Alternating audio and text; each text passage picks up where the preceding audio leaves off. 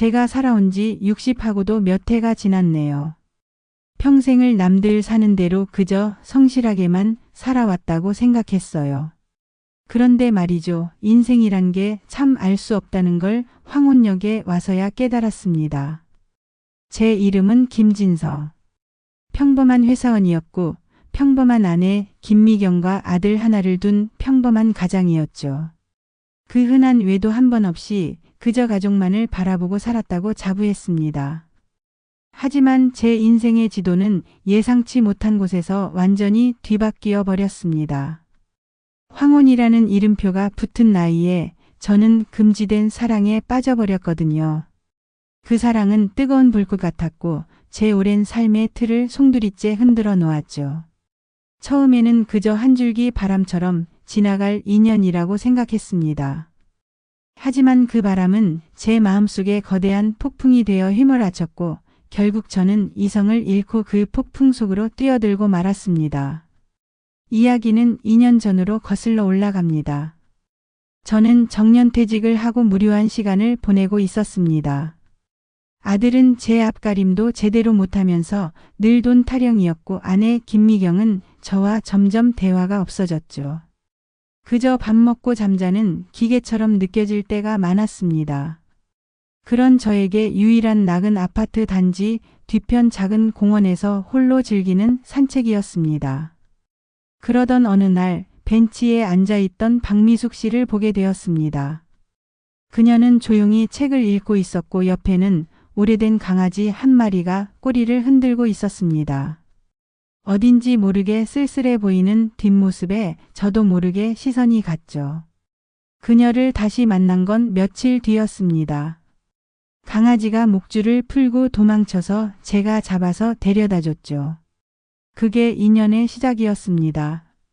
박미숙 씨는 제 또래의 여성이었습니다. 남편과 사별하고 홀로 살고 있다고 했습니다. 그녀의 눈빛에는 깊은 슬픔이 서려 있었지만 동시에 강인함도 느껴졌습니다. 우리는 공원에서 이런저런 이야기를 나누기 시작했습니다.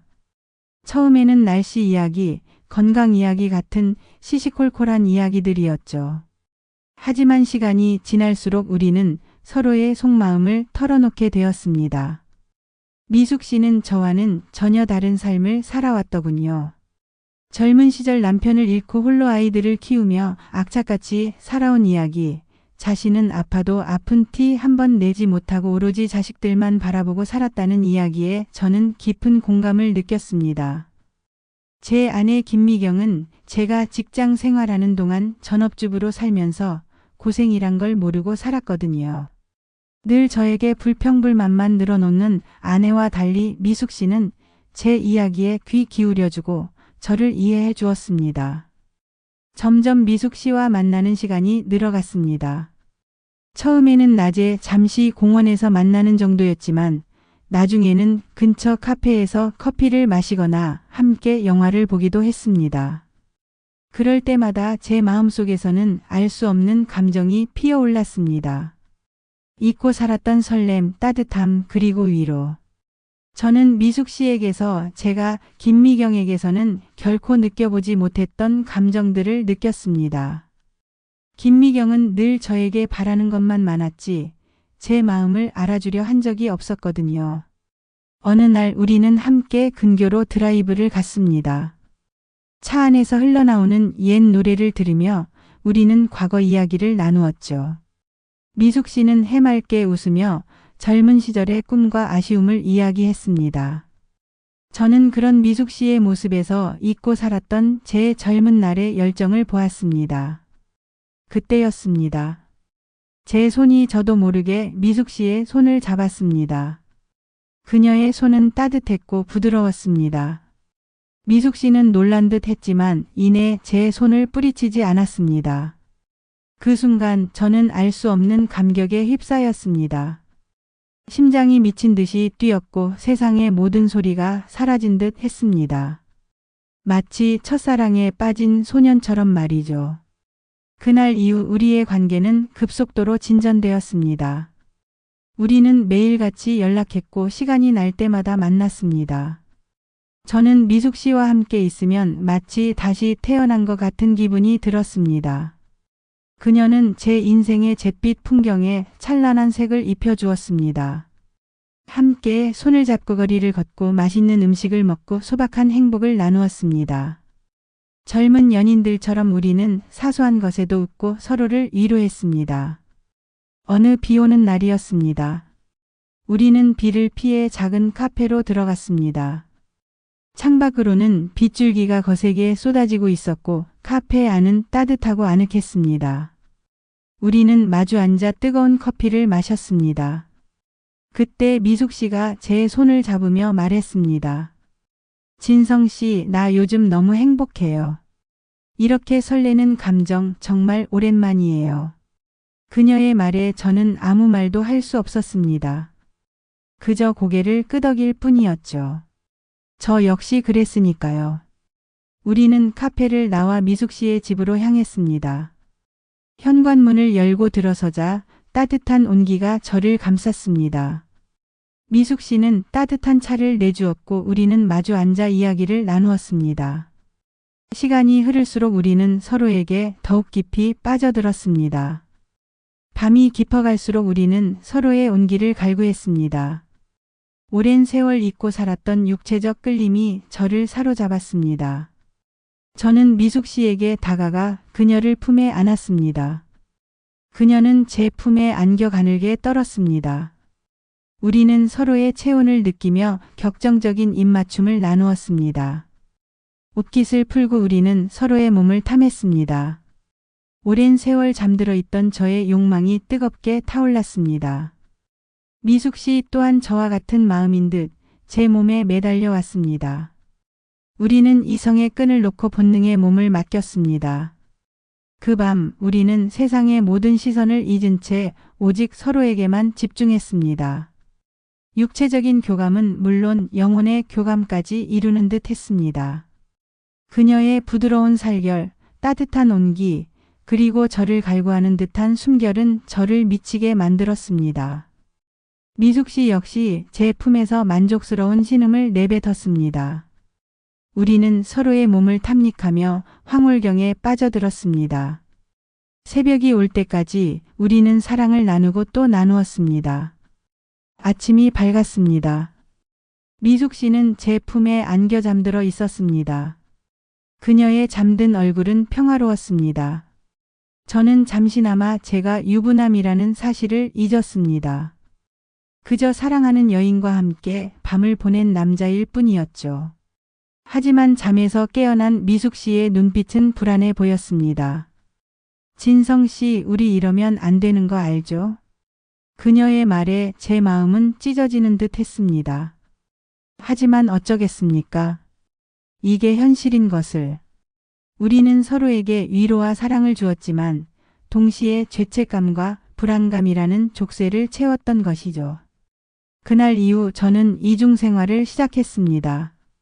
낮에는 미숙 씨와 불타는 사랑을 나누고 밤에는 아무 일 없었다는 듯 아내 김미경의 남편으로 돌아갔습니다. 죄책감은 저를 짓눌렀지만 미숙 씨와 함께하는 시간은 너무나 달콤해서 포기할 수 없었습니다. 하지만 이런 아슬아슬한 줄타기는 오래가지 못했습니다. 김미경은 눈치가 빠른 사람이었습니다. 제가 집에 있는 시간이 줄어들고 핸드폰을 손에서 놓지 않는 것을 눈치챈 것이죠.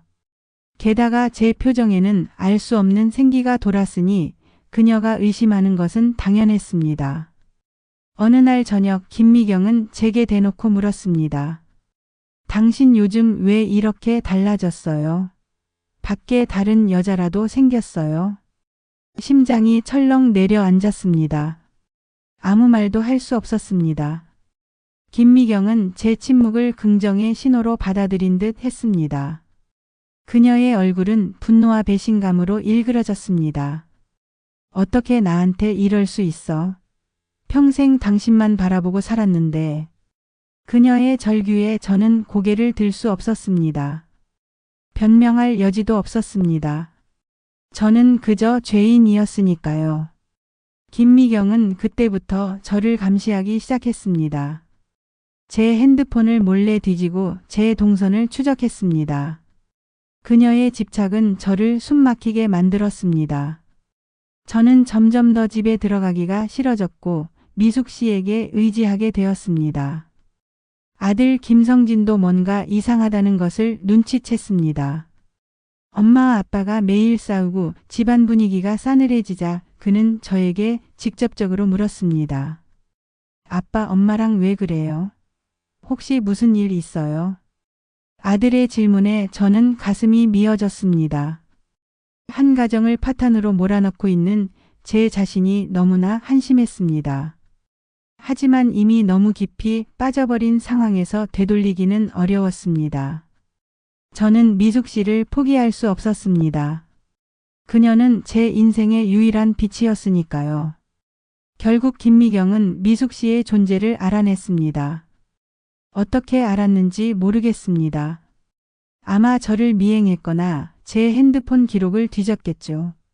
김미경은 저와 미숙 씨가 함께 있는 사진을 제 눈앞에 들이밀었습니다. 이 여자 누구야? 당신 기어이 바람 피운 거야? 그녀의 목소리는 분노로 가득 차 있었고 눈에서는 이글거리는 불꽃이 튀었습니다. 저는 아무 말도 하지 못했습니다. 김미경은 저를 향해 삿대질을 하며 욕설을 퍼부었습니다. 저는 그녀의 모습에서 낯선 괴물을 보았습니다. 평생 온순했던 아내의 입에서 참아 담지 못할 욕설이 쏟아져 나오는 것을 보며 저는 두려움마저 느꼈습니다. 그리고 그녀는 미숙 씨를 찾아갔습니다. 김미경은 미숙 씨의 집 앞에서 난동을 부리고 미숙 씨를 향해 온갖 모욕적인 말을 퍼부었습니다. 이웃 주민들이 다 지켜보는 앞에서 말이죠. 미숙 씨는 충격을 받고 쓰러졌습니다. 그 소식을 들은 저는 미숙 씨에게 달려갔습니다. 그녀는 울고 있었습니다. 진성 씨, 이제 그만해요. 내가 뭘 바라고 이런 사랑을 시작했는지 모르겠어요. 당신 가족들에게도 나에게도 더 이상 상처 주고 싶지 않아요. 미숙 씨의 말에 저는 아무 말도 할 수 없었습니다. 그녀의 눈물은 제 가슴을 후벼 팠습니다. 저는 미숙 씨의 손을 잡고 그녀를 위로했지만 그녀의 얼굴에는 이미 깊은 상처가 새겨져 있었습니다. 결국 김미경은 이혼을 요구했습니다. 그녀는 더 이상 저와 함께 살 수 없다고 했습니다. 저는 김미경에게 용서를 빌었지만 그녀는 제 말을 들으려 하지 않았습니다. 그녀의 분노는 이미 극에 달해 있었습니다. 아들 김성진은 엄마 편에 섰습니다. 그는 저에게 배신자라며 비난했습니다. 저는 가족에게 버림받은 듯한 기분이 들었습니다. 하지만 한편으로는 자유로워지는 듯한 느낌도 들었습니다. 이 지긋지긋한 관계에서 벗어날 수 있다는 생각에 말이죠. 결국 저희는 황혼 이혼을 하게 되었습니다. 30년 넘게 함께 산 아내와 헤어지는 것은 쉬운 일이 아니었습니다. 재산 분할 위자료 문제로 소송까지 가게 되었고 그 과정에서 저는 심한 스트레스에 시달렸습니다. 잠을 제대로 자지 못했고 밥맛도 없었습니다. 모든 것이 제 잘못이라는 자책감에 시달리면서도 한편으로는 김미경과의 관계가 끝났다는 것에 대한 안도감도 느꼈습니다. 이혼 후 저는 미숙 씨와 함께 살기로 했습니다. 우리는 서로에게 의지하며 새로운 삶을 시작했습니다. 처음에는 행복했습니다. 더 이상 숨을 필요도 죄책감에 시달릴 필요도 없었으니까요. 우리는 젊은 연인들처럼 행복한 시간을 보냈습니다. 함께 장을 보고 요리를 하고 여행을 다니면서 말이죠. 하지만 시간이 지날수록 현실의 벽에 부딪혔습니다. 미숙 씨의 아들 이재환은 저를 탐탁지 않게 생각했습니다. 그는 엄마에게 젊은 시절 고생만 시킨 저를 용납할 수 없다고 했습니다. 게다가 이재환은 제가 김미경에게 준 위자료와 재산 분할에 대해 계속 불평했습니다. 그의 눈에는 제가 미숙 씨의 재산을 노리고 접근한 파렴치한으로 보였던 거죠. 뿐만 아니라 제 아들 김성진은 여전히 저를 미워했습니다. 그는 저와 미숙 씨를 만나지 못하게 했고 저에게 연락도 하지 않았습니다. 저는 아들과의 관계가 완전히 단절된 것에 대해 깊은 슬픔을 느꼈습니다. 하지만 이제 와서 되돌릴 수는 없었습니다. 미숙 씨와 저 사이에도 알 수 없는 균열이 생기기 시작했습니다. 함께 살면서 우리는 서로의 단점을 보게 되었고 사소한 다툼도 잦아졌습니다. 미숙 씨는 제가 예전처럼 자신에게 열정적이지 않다고 불평했고 저는 그녀의 잔소리에 지쳐갔습니다. 우리는 서로에게 위안이 되어 주었지만 동시에 서로의 상처를 들쑤시는 존재가 되어가는 듯 했습니다. 저는 이따금씩 예전의 김미경을 생각했습니다. 비록 우리는 대화가 없었고 서로에게 무심했지만 그래도 그녀는 제 옆에서 묵묵히 저를 지켜주었습니다. 저는 김미경에게 너무나 익숙해서 그녀의 존재가 얼마나 소중한지 잊고 살았던 겁니다. 미숙 씨와의 노년의 사랑은 저에게 뜨거운 설렘을 주었지만 동시에 제 인생에 깊은 상처를 남겼습니다. 가족과의 단절, 사회의 따가운 시선, 그리고 미숙 씨와의 관계에서 오는 불안감까지. 저는 과연 제가 올바른 선택을 한 것인지 의문이 들었습니다. 하지만 후회는 하지 않습니다. 미숙 씨와의 사랑은 제게 잊고 살았던 감정들을 일깨워 주었고 제 인생에 새로운 의미를 부여해 주었으니까요. 저는 그녀를 사랑했고 그녀 또한 저를 사랑했습니다. 비록 그 사랑이 세상의 시선으로는 금지된 사랑이었을지라도 저에게는 진실된 감정이었습니다. 지금 저는 미숙 씨와 함께 소박한 삶을 살아가고 있습니다. 여전히 아들과는 연락이 닿지 않고 김미경은 저를 용서하지 않았습니다. 하지만 저는 이제 모든 것을 받아들이기로 했습니다. 인생이란 게 원래 완벽할 수 없다는 것을 깨달았으니까요. 우리는 서로의 아픔을 보듬어주고 서로에게 의지하며 살아가고 있습니다. 어쩌면 사랑이란 건 젊은 시절의 불꽃 같은 열정만을 의미하는 것이 아닐지도 모릅니다. 황혼역에 찾아온 이 금지된 사랑은 제게 삶의 또 다른 면을 보여주었습니다. 후회와 아픔이 따르기도 했지만 동시에 깊은 깨달음과 성숙을 가져다 주었습니다. 인생의 굽이진 길을 흐르는 강물처럼 제 삶 또한 예측할 수 없는 방향으로 흘러왔지만 저는 이 흐름을 온전히 받아들이려 합니다. 여러분은 어떠신가요? 여러분의 황혼은 어떤 모습인가요? 혹시 마음속에 숨겨둔 이야기가 있진 않으신가요? 인생의 마지막 장을 쓰고 있는 우리는 과연 어떤 선택을 하며 살아가야 할까요? 나는 김미경입니다. 올해로 56, 제 인생에 다시는 없을 것 같던 뜨거운 감정을 다시 느끼리라고는 꿈에도 생각 못했습니다.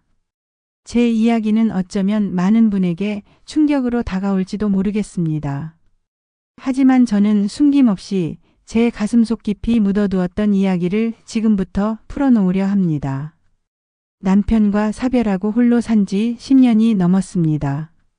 자식들은 다 출가해서 제 각자의 삶을 살고 저는 텅 빈 집에서 혼자 밥을 먹고 혼자 잠이 들었습니다. 처음에는 자유롭고 편안하다고 생각했습니다. 더 이상 잔소리할 사람도 눈치 볼 사람도 없으니 이보다 더 좋을 수 없었죠. 하지만 시간이 흐를수록 그 자유는 씁쓸한 외로움으로 변해갔습니다. 특히 명절이나 휴일에는 그 적적함이 뼈저리게 느껴졌습니다. 친구들과 어울려 등산도 가고 여행도 다녔지만 집에 돌아오면 다시 현실의 무게가 저를 짓눌렀습니다. 과연 남은 인생을 이렇게 홀로 보내야 할까 하는 막막함이 밀려왔습니다. 그러던 어느 날 동네 복지관에서 노래교실을 시작했습니다. 그저 무료한 시간을 달래보려는 마음으로 신청했죠. 그곳에서 저는 그 사람 이재환 씨를 만났습니다. 재환 씨는 저보다 2살 위인 58이었습니다. 처음 만난 날 그는 제가 부르던 노래에 맞춰 콧노래를 흥얼거렸습니다. 그 모습이 어찌나 정겹던지 저도 모르게 슬며시 웃음이 나왔습니다. 우리는 자연스럽게 인사를 나누고 몇 마디 대화를 주고받았습니다. 재환 씨는 목소리가 참 따뜻한 사람이었습니다. 인상도 온화하고 눈웃음이 특히 매력적이었습니다. 우리는 노래 교실이 끝나면 종종 함께 차를 마시며 이야기를 나눴습니다. 그는 아내와 일찍 사별하고 홀로 두 아들을 키워냈다고 했습니다. 홀몸으로 자식들을 키우느라 얼마나 고생했을까? 그의 이야기를 듣는데 가슴 한편이 짠해왔습니다. 우리는 서로의 지난 세월을 이야기하며 깊은 공감대를 형성했습니다. 저의 외로움을 재환 씨가 마치 자신의 일처럼 이해해주는 듯 했습니다. 그의 눈빛은 저에게 위로와 따뜻함을 주었습니다. 처음에는 그저 좋은 친구라고 생각했습니다. 황혼에 만난 귀한 인연이라고 말이죠. 하지만 우리의 감정은 예상치 못한 방향으로 흘러갔습니다. 어느 날 함께 산책을 하다 제가 휘청거렸습니다. 재환 씨는 놀라 저를 부축했고 그의 손이 제 팔에 닿는 순간 잊고 살았던 설렘이 마치 번개처럼 온몸을 휘감았습니다. 그때 깨달았습니다. 아, 이것이 사랑이구나. 주책 맞다고 생각했습니다. 이 나이에 사랑이라니 젊은 사람들이 들으면 비웃을지도 모른다고 생각했습니다. 하지만 제 심장은 이미 그의 앞에서 격렬하게 반응하고 있었습니다. 마치 굽이진 강물이 바다를 향해 흐르듯 제 마음은 어느새 재환 씨에게로 향하고 있었습니다. 재환 씨도 저와 같은 마음이었다는 것을 알게 된 것은 그로부터 며칠 뒤였습니다.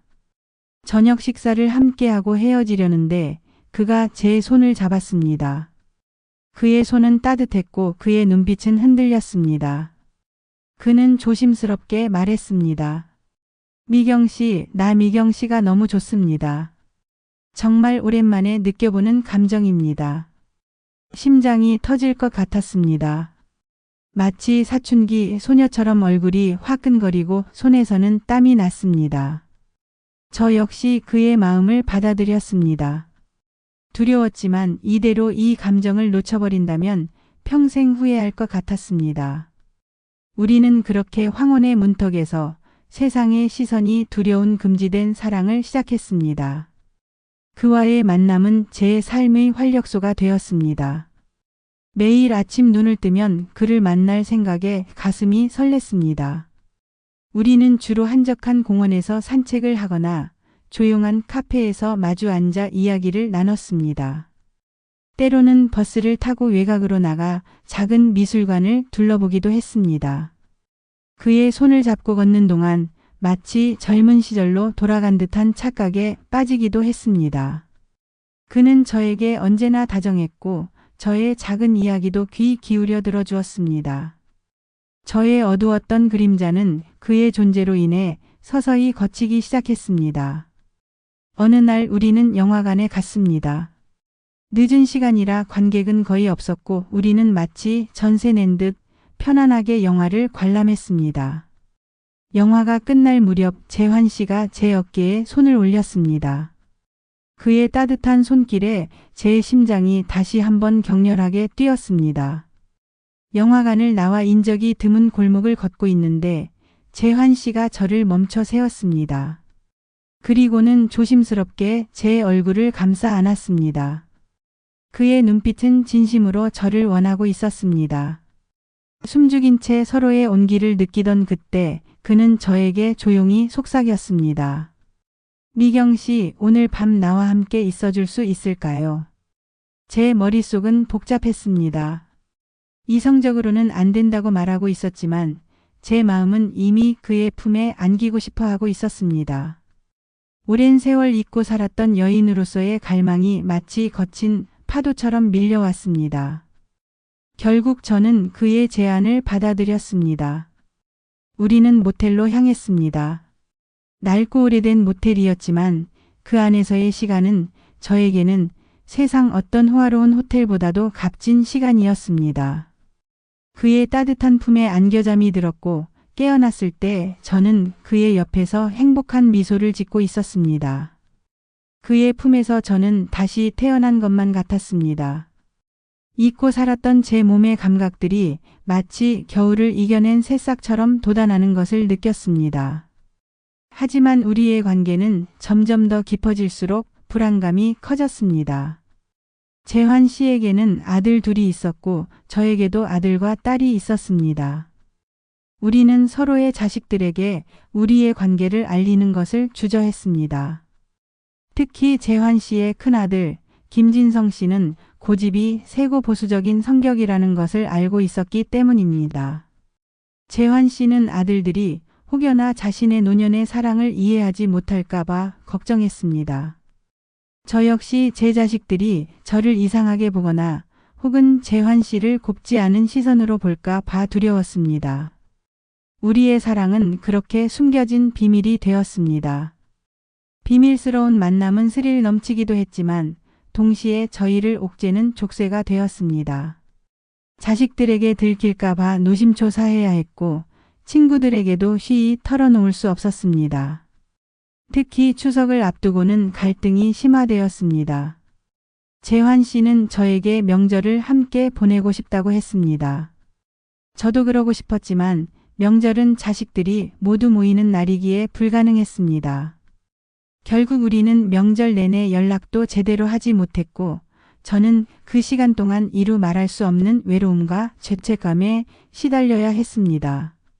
재환 씨도 저와 같은 마음이었을 겁니다. 우리의 관계는 마치 위태로운 공예처럼 아슬아슬하게 이어지고 있었습니다. 결정적인 갈등은 재환 씨의 큰아들 진성 씨가 우리의 관계를 눈치채면서 시작되었습니다.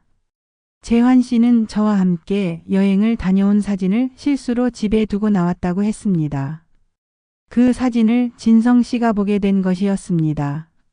진성 씨는 격분했습니다. 그 나이에 무슨 연애냐며 아버지를 찾아와 저를 만나지 말라고 강하게 요구했습니다. 재환 씨는 저에게 전화를 걸어 미안하다는 말만 되풀이했습니다. 그의 목소리는 절망으로 가득 차 있었습니다. 저 역시 아무것도 해줄 수 없다는 사실에 무력감을 느꼈습니다. 며칠 후 진성 씨는 저에게도 전화를 걸었습니다. 그는 차갑고 단호한 목소리로 말했습니다. 아주머니, 저희 아버지는 연세도 많으시고 병약하십니다. 당신이 저희 아버지에게 무슨 짓을 하는지 모르겠지만 더 이상 저희 아버지와 만나지 마십시오. 그렇지 않으면 가만두지 않겠습니다. 그의 말 한마디 한마디가 칼날처럼 제 심장을 찔렀습니다. 제가 재환 씨를 병약하게 만든 것도 아니고 그에게 무슨 나쁜 짓을 한 것도 아닌데 마치 제가 파렴치한 죄인이라도 된 양 몰아세우는 그의 태도에 너무나 큰 상처를 받았습니다. 저는 그에게 아무 말도 할 수 없었습니다. 그저 전화를 끊고 한없이 눈물을 흘릴 뿐이었습니다. 우리의 사랑은 세상에 거친 파도에 휩쓸려 난파될 위기에 처한 것만 같았습니다. 그날 이후 재환 씨와 저는 자주 다투게 되었습니다. 그는 아들 때문에 저를 만나지 못하는 것을 괴로워했고 저는 그런 그를 이해하면서도 한편으로는 서운함을 감출 수 없었습니다. 왜 우리의 사랑이 이렇게 숨죽이며 감춰져야만 하는지, 왜 남의 눈치를 봐야 하는지 가슴이 답답했습니다. 제가 재환 씨에게 물었습니다. 재환 씨, 우리는 언제쯤 당당하게 만날 수 있을까요? 그는 그저 고개만 숙인 채 아무 말도 하지 못했습니다. 그의 침묵은 저에게 더욱 큰 상실감을 안겨주었습니다. 갈등의 골은 점점 깊어졌습니다. 재환 씨의 아들 진성 씨는 틈만 나면 재환 씨에게 전화를 걸어 저에 대한 불만을 쏟아냈고 급기야는 재환 씨의 휴대폰을 몰래 압수하기까지 했습니다. 재환 씨는 저에게 연락할 방법조차 없어진 것입니다. 저는 그의 소식을 알 수 없어 애가 탔습니다. 혹시나 진성 씨가 재환 씨를 해코지라도 한 건 아닐까 하는 불안감에 밤잠을 설치기도 했습니다. 며칠을 그렇게 애태우며 보내던 어느 날 저는 용기를 내어 재환 씨의 집 앞으로 찾아갔습니다. 그를 직접 만나 이야기를 하고 싶었습니다. 재환 씨의 집 앞에 도착했을 때 저는 뜻밖의 광경을 목격했습니다. 재환 씨가 아들 진성 씨와 함께 집을 나서고 있었습니다. 진성 씨는 재환 씨의 팔을 강하게 붙잡고 있었고 재환 씨의 얼굴에는 어딘가 모를 불안감이 드리워져 있었습니다. 저는 그들의 모습을 숨어서 지켜봤습니다. 그들은 제 시야에서 사라졌습니다. 저는 그 자리에 한참을 서 있었습니다. 마치 온몸에 피가 식어버리는 듯한 차가운 느낌이 들었습니다. 재환 씨가 저에게 아무런 연락도 하지 못했던 이유를 짐작할 수 있었습니다. 그는 아들에게 감시당하고 있었던 것입니다. 저는 그날 밤새도록 잠을 이루지 못했습니다. 재환 씨의 처량한 모습이 자꾸만 눈앞에 아른거렸습니다. 그가 아들 때문에 저를 포기해야 한다면 저는 어떻게 해야 할까요? 이대로 우리의 사랑을 끝내야 할까요? 아니면 이 모든 어려움을 이겨내고 그와 함께 해야 할까요? 저는 고민에 빠졌습니다. 잠 못 드는 밤, 저는 재환 씨와의 첫 만남부터 뜨거웠던 지난 시간들을 되짚어봤습니다. 그의 따뜻한 눈빛, 저를 감싸 안던 그의 포근한 품, 저에게 속삭이던 그의 달콤한 말들, 그 모든 것이 저에게는 너무나도 소중했습니다. 그를 놓치고 싶지 않았습니다. 다음 날 아침 저는 마음을 굳게 먹었습니다. 이대로 포기할 수 없었습니다.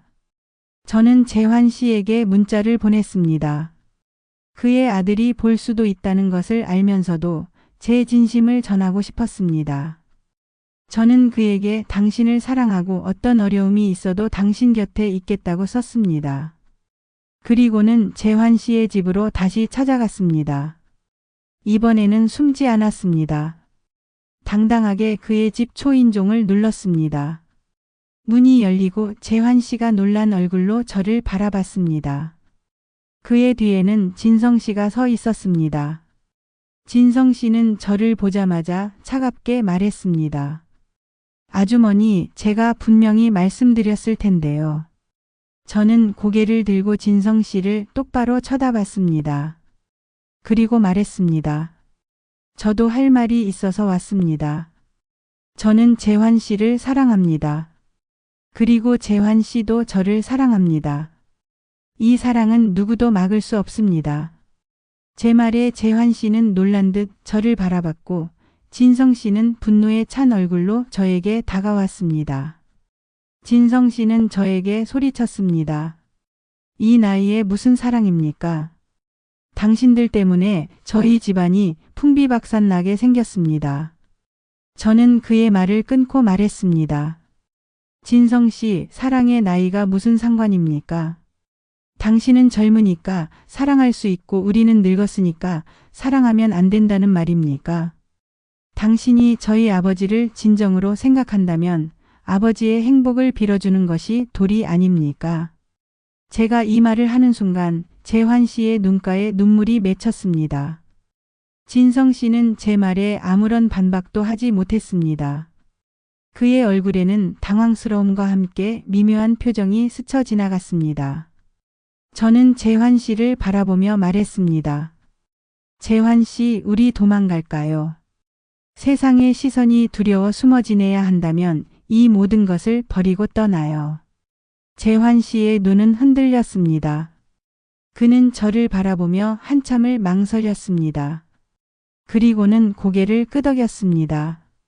그는 저의 손을 잡았고 우리는 그렇게 그곳을 벗어났습니다.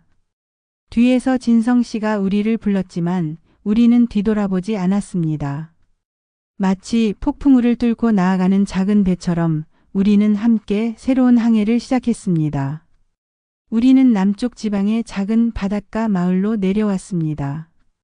아는 사람 한 명 없는 곳에서 우리는 조용하고 평화로운 삶을 시작했습니다.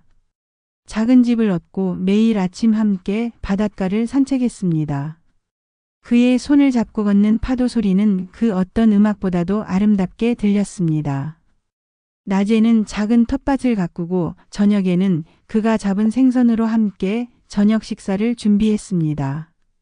그의 투박한 손길로 만들어진 음식은 세상 어떤 진수성찬보다도 맛있었습니다. 우리는 매일 밤 서로의 품에 안겨 잠이 들었습니다. 더 이상 숨을 필요도 두려워할 필요도 없었습니다. 물론 쉬운 결정은 아니었습니다. 자식들과의 관계는 여전히 불편했고 때로는 그리움에 눈물이 나기도 했습니다. 하지만 재환 씨는 언제나 저의 옆을 든든하게 지켜주었습니다. 그는 저에게 말했습니다. 미경 씨, 후회하지 않습니다. 당신과 함께라면 어디든 좋습니다. 그의 말 한마디 한마디가 저에게는 큰 위로가 되었습니다. 우리는 서로에게 의지하며 이 낯선 곳에서 새로운 삶의 터전을 일궈 나갔습니다. 인생의 황혼기에 접어들어 우리는 비로소 진정한 행복을 찾은 것 같았습니다. 마치 사막 한가운데서 오아시스를 발견한 것처럼 말이죠. 어느 날 예기치 않은 손님이 찾아왔습니다. 재환 씨의 큰아들 진성 씨였습니다. 그는 우리의 주소를 어떻게 알았는지 며칠 동안 우리를 찾아 헤매다 겨우 도착했다고 했습니다. 그의 얼굴은 수척했고 눈가에는 피로가 엿보였습니다. 진성 씨는 재환 씨를 보자마자 무릎을 꿇었습니다. 아버지, 제가 잘못했습니다. 진성 씨는 울면서 말했습니다. 저는 그의 갑작스러운 태도에 놀랐지만 재환 씨는 말없이 진성 씨를 일으켜 세웠습니다. 진성 씨는 그동안의 자신의 행동을 반성하고 사과했습니다. 그는 아버지가 행복해 보이는 모습을 보니 자신의 생각이 짧았다는 것을 깨달았다고 했습니다. 그는 저에게도 진심으로 사과했습니다. 아주머니, 죄송합니다. 제가 당신들의 사랑을 너무 쉽게 판단했습니다. 저는 말없이 그의 사과를 받아들였습니다. 그의 진심이 느껴졌습니다. 오랜 시간 굳게 닫혔던 마음의 문이 서서히 열리는 것을 느꼈습니다. 우리는 함께 저녁 식사를 했습니다. 어색했지만 오랜만에 느껴보는 따뜻한 가족의 온기였습니다. 진성 씨는 떠나기 전 우리에게 행복하게 잘 살라며 진심으로 축복해 주었습니다. 그날 이후 진성 씨는 종종 우리를 찾아왔습니다. 그는 더 이상 우리의 사랑을 반대하지 않았고 오히려 우리를 응원해 주었습니다. 제 자식들도 처음에는 저의 갑작스러운 결정에 놀랐지만 제가 행복해하는 모습을 보고는 점차 재환 씨를 받아들였습니다. 특히 저의 딸은 재환 씨를 아버지처럼 따르며 친하게 지냈습니다. 우리는 다시 가족의 온기를 느낄 수 있게 되었습니다. 비록 황혼에 찾아온 사랑이었지만 우리는 모든 어려움을 이겨내고 당당하게 세상 앞에 설 수 있었습니다. 우리는 지금도 이 작은 바닷가 마을에서 행복하게 살고 있습니다. 매일 아침 함께 손을 잡고 바닷가를 걷고 맛있는 음식을 만들어 먹으며 소박한 행복을 누립니다. 가끔은 젊은 시절의 이야기들을 꺼내며 서로에게 웃음을 주기도 합니다. 재환 씨는 저에게 인생의 가장 큰 선물입니다. 그의 존재로 인해 저의 황혼은 아름다운 노을빛처럼 물들었습니다. 제 이야기를 듣고 여러분은 어떤 생각을 하셨나요? 이 나이에 무슨 사랑이냐고 비난할지도 모릅니다. 혹은 저처럼 용기 있는 사랑을 시작하고 싶다고 생각할지도 모르죠. 하지만 저는 한 가지 확실하게 말할 수 있습니다. 사랑에는 나이가 없다는 것을 말입니다. 그리고 인생의 황혼기에 찾아온 사랑은 그 어떤 젊은 시절의 사랑보다도 뜨겁고 소중하다는 것을 말입니다. 여러분의 삶에도 혹시 숨겨져 있는 뜨거운 사랑이 있다면 이제는 용기를 내어 세상 밖으로 꺼내보는 것은 어떨까요? 어쩌면 그것이 여러분의 인생을 더욱 풍요롭고 아름답게 만들어줄지도 모릅니다. 여러분은 지금 어떤 사랑을 하고 계신가요? 그리고 여러분에게 사랑이란 어떤 의미인가요? 안녕하세요. 여러분께 제 인생의 가장 아름답고도 가슴 아픈 이야기를 들려드리려 합니다. 70평생을 살아오면서 이렇게 격정적인 사랑을 다시 경험할 줄은 꿈에도 몰랐습니다. 이 이야기는 황혼에 찾아온 첫사랑과 그로 인해 겪었던 부모 자식 간의 깊은 갈등, 그리고 끝내 모든 것을 극복하고 행복한 노후를 향해 나아가는 저의 인생 이막에 대한 솔직한 고백입니다.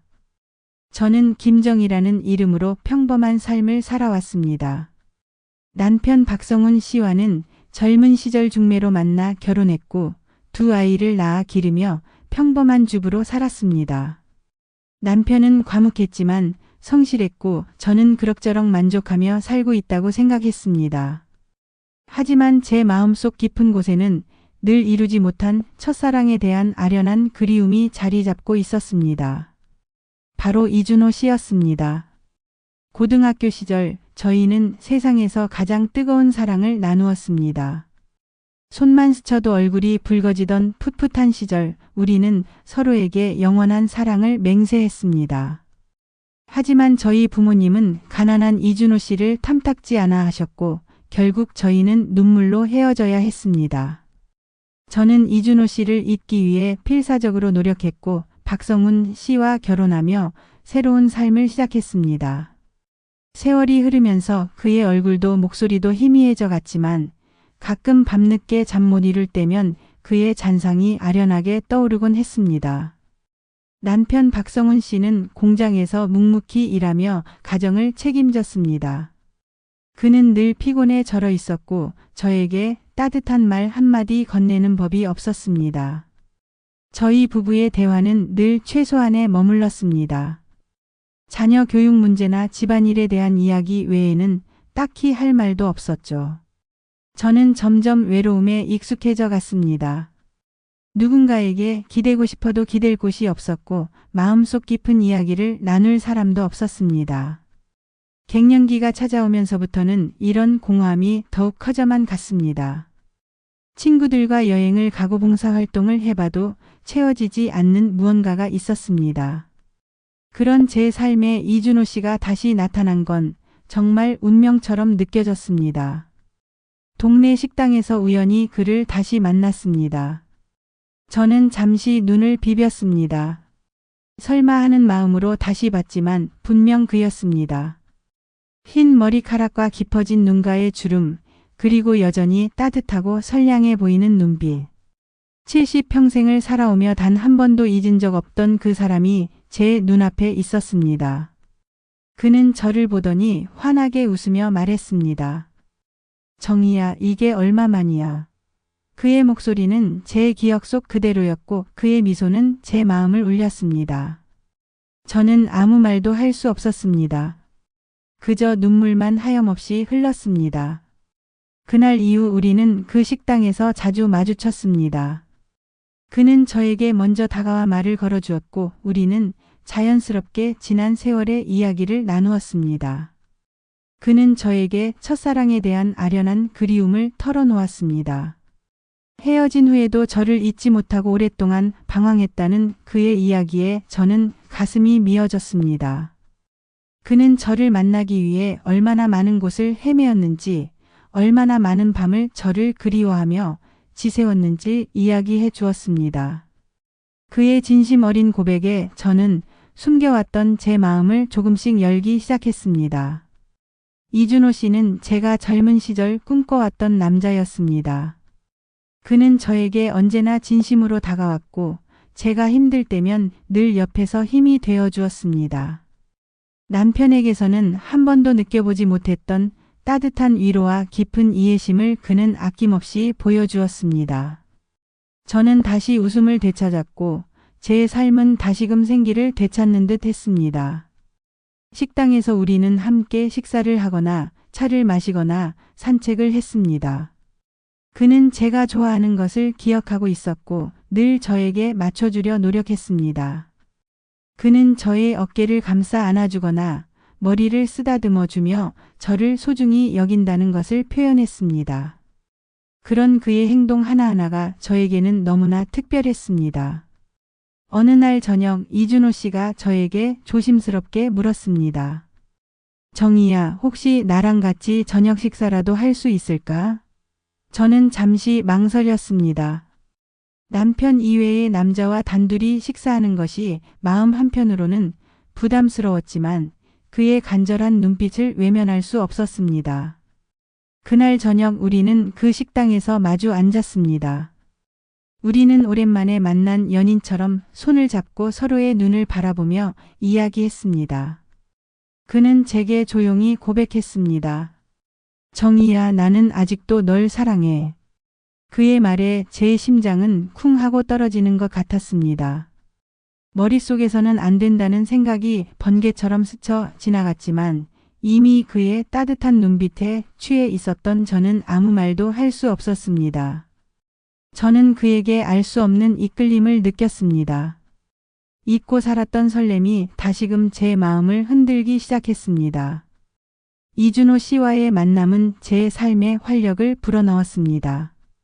저는 다시 웃음을 되찾았고 거울 속 제 모습이 전보다 훨씬 생기 있어 보였습니다.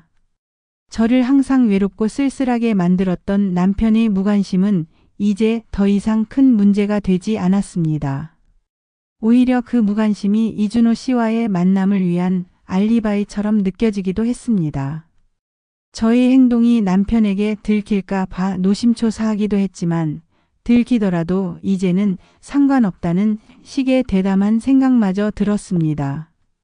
이준호 씨는 제가 좋아하는 꽃을 말없이 건네거나 제가 좋아하는 음식점에 데려가는 등 저를 위한 작은 이벤트를 자주 만들어 주었습니다.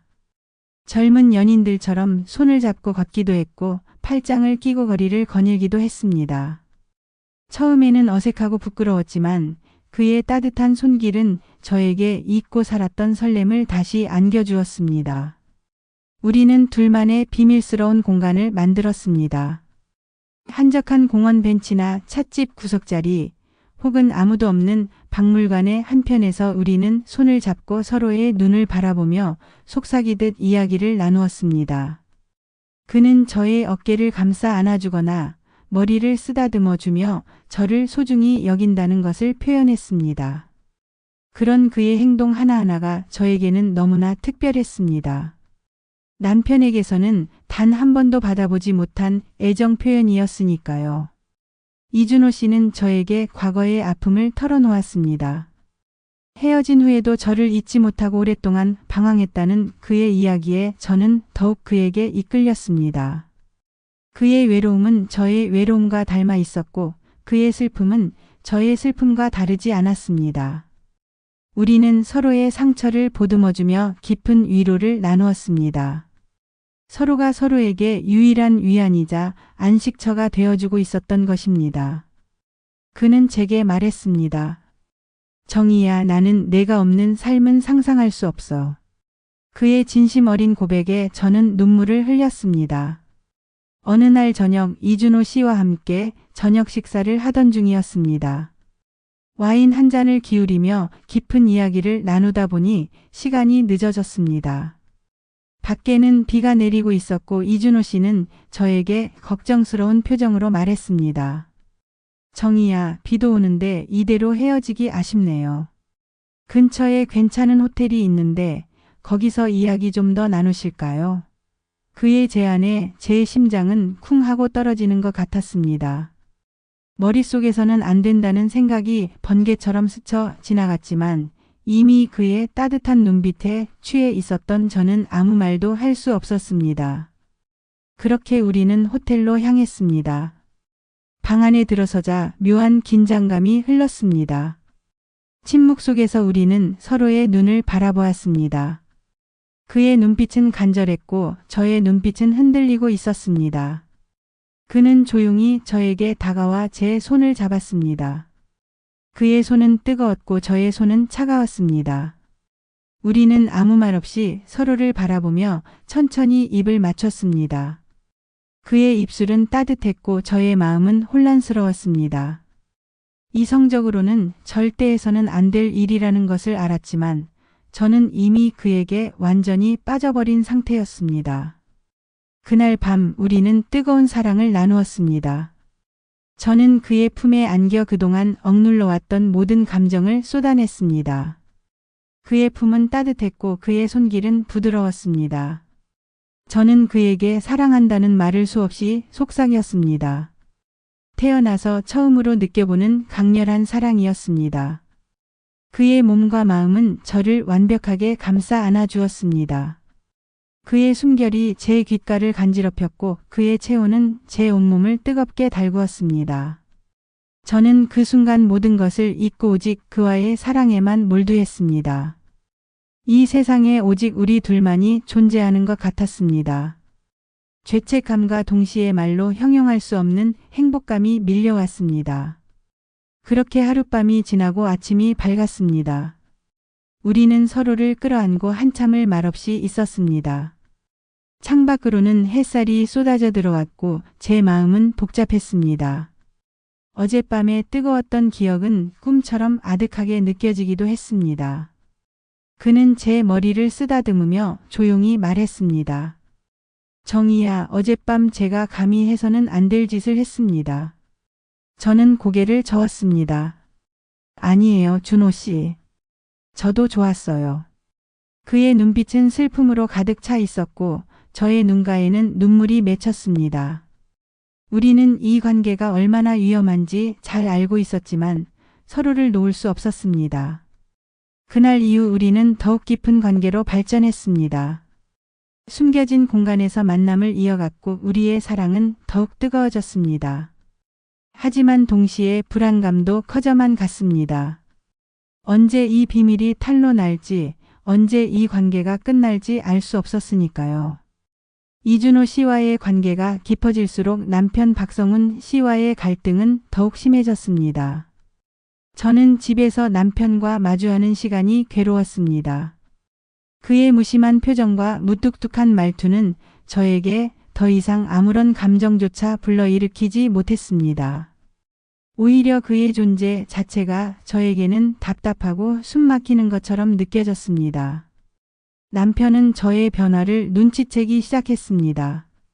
제가 평소보다 더 자주 외출하고 늦게 귀가하는 것을 이상하게 여겼습니다.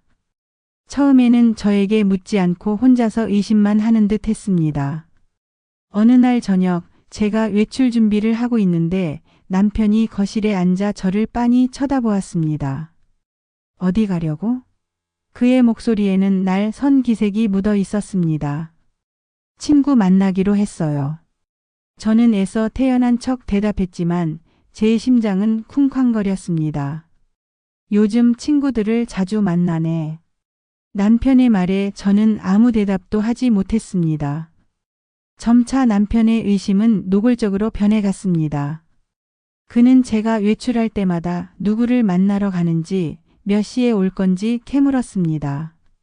제 휴대폰을 몰래 훔쳐보는 일도 잦아졌습니다. 저는 남편의 이런 행동이 너무나 싫었고 그에게서 벗어나고 싶다는 생각이 더욱 절실해졌습니다. 우리는 사소한 일에도 싸우기 시작했습니다. 식사 시간에 반찬 투정을 하거나 텔레비전을 보다가도 서로에게 날카로운 말을 주고받았습니다. 예전에는 그냥 넘어갔을 일들도 이제는 큰 싸움으로 번졌습니다. 한 번은 남편이 제 휴대폰을 들고 있는 것을 보았습니다. 깜짝 놀라 다가가 빼앗으려 하자 남편은 휴대폰을 높이 들며 소리쳤습니다. 당신 요즘 이상해. 대체 누구랑 연락하는 거야? 저는 분노에 휩싸여 남편에게 욕설을 퍼부었습니다. 당신이 뭔데 내 휴대폰을 봐. 사생활 침해 아니야. 남편은 제 어깨를 잡고 흔들며 말했습니다. 당신 나한테 숨기는 거 있지? 눈빛이 흔들리잖아. 그의 손길은 거칠었고 그의 눈빛은 저를 꿰뚫어 보는 듯 했습니다. 그날 밤 우리는 잠을 이루지 못하고 밤새도록 싸웠습니다. 저는 그에게 사랑받지 못해 외로웠던 지난 세월을 원망했고 남편은 저의 외도를 의심하며 분노했습니다. 결국 남편은 이준호 씨와의 관계를 알게 되었습니다. 어떻게 알게 되었는지 정확히는 모르겠지만 아마도 제가 이준호 씨와 주고받았던 문자 메시지나 통화 기록을 보고 알게 된 것 같았습니다. 그날은 정말 지옥 같았습니다. 제가 집에 돌아오자마자 남편은 기다렸다는 듯 제게 소리쳤습니다.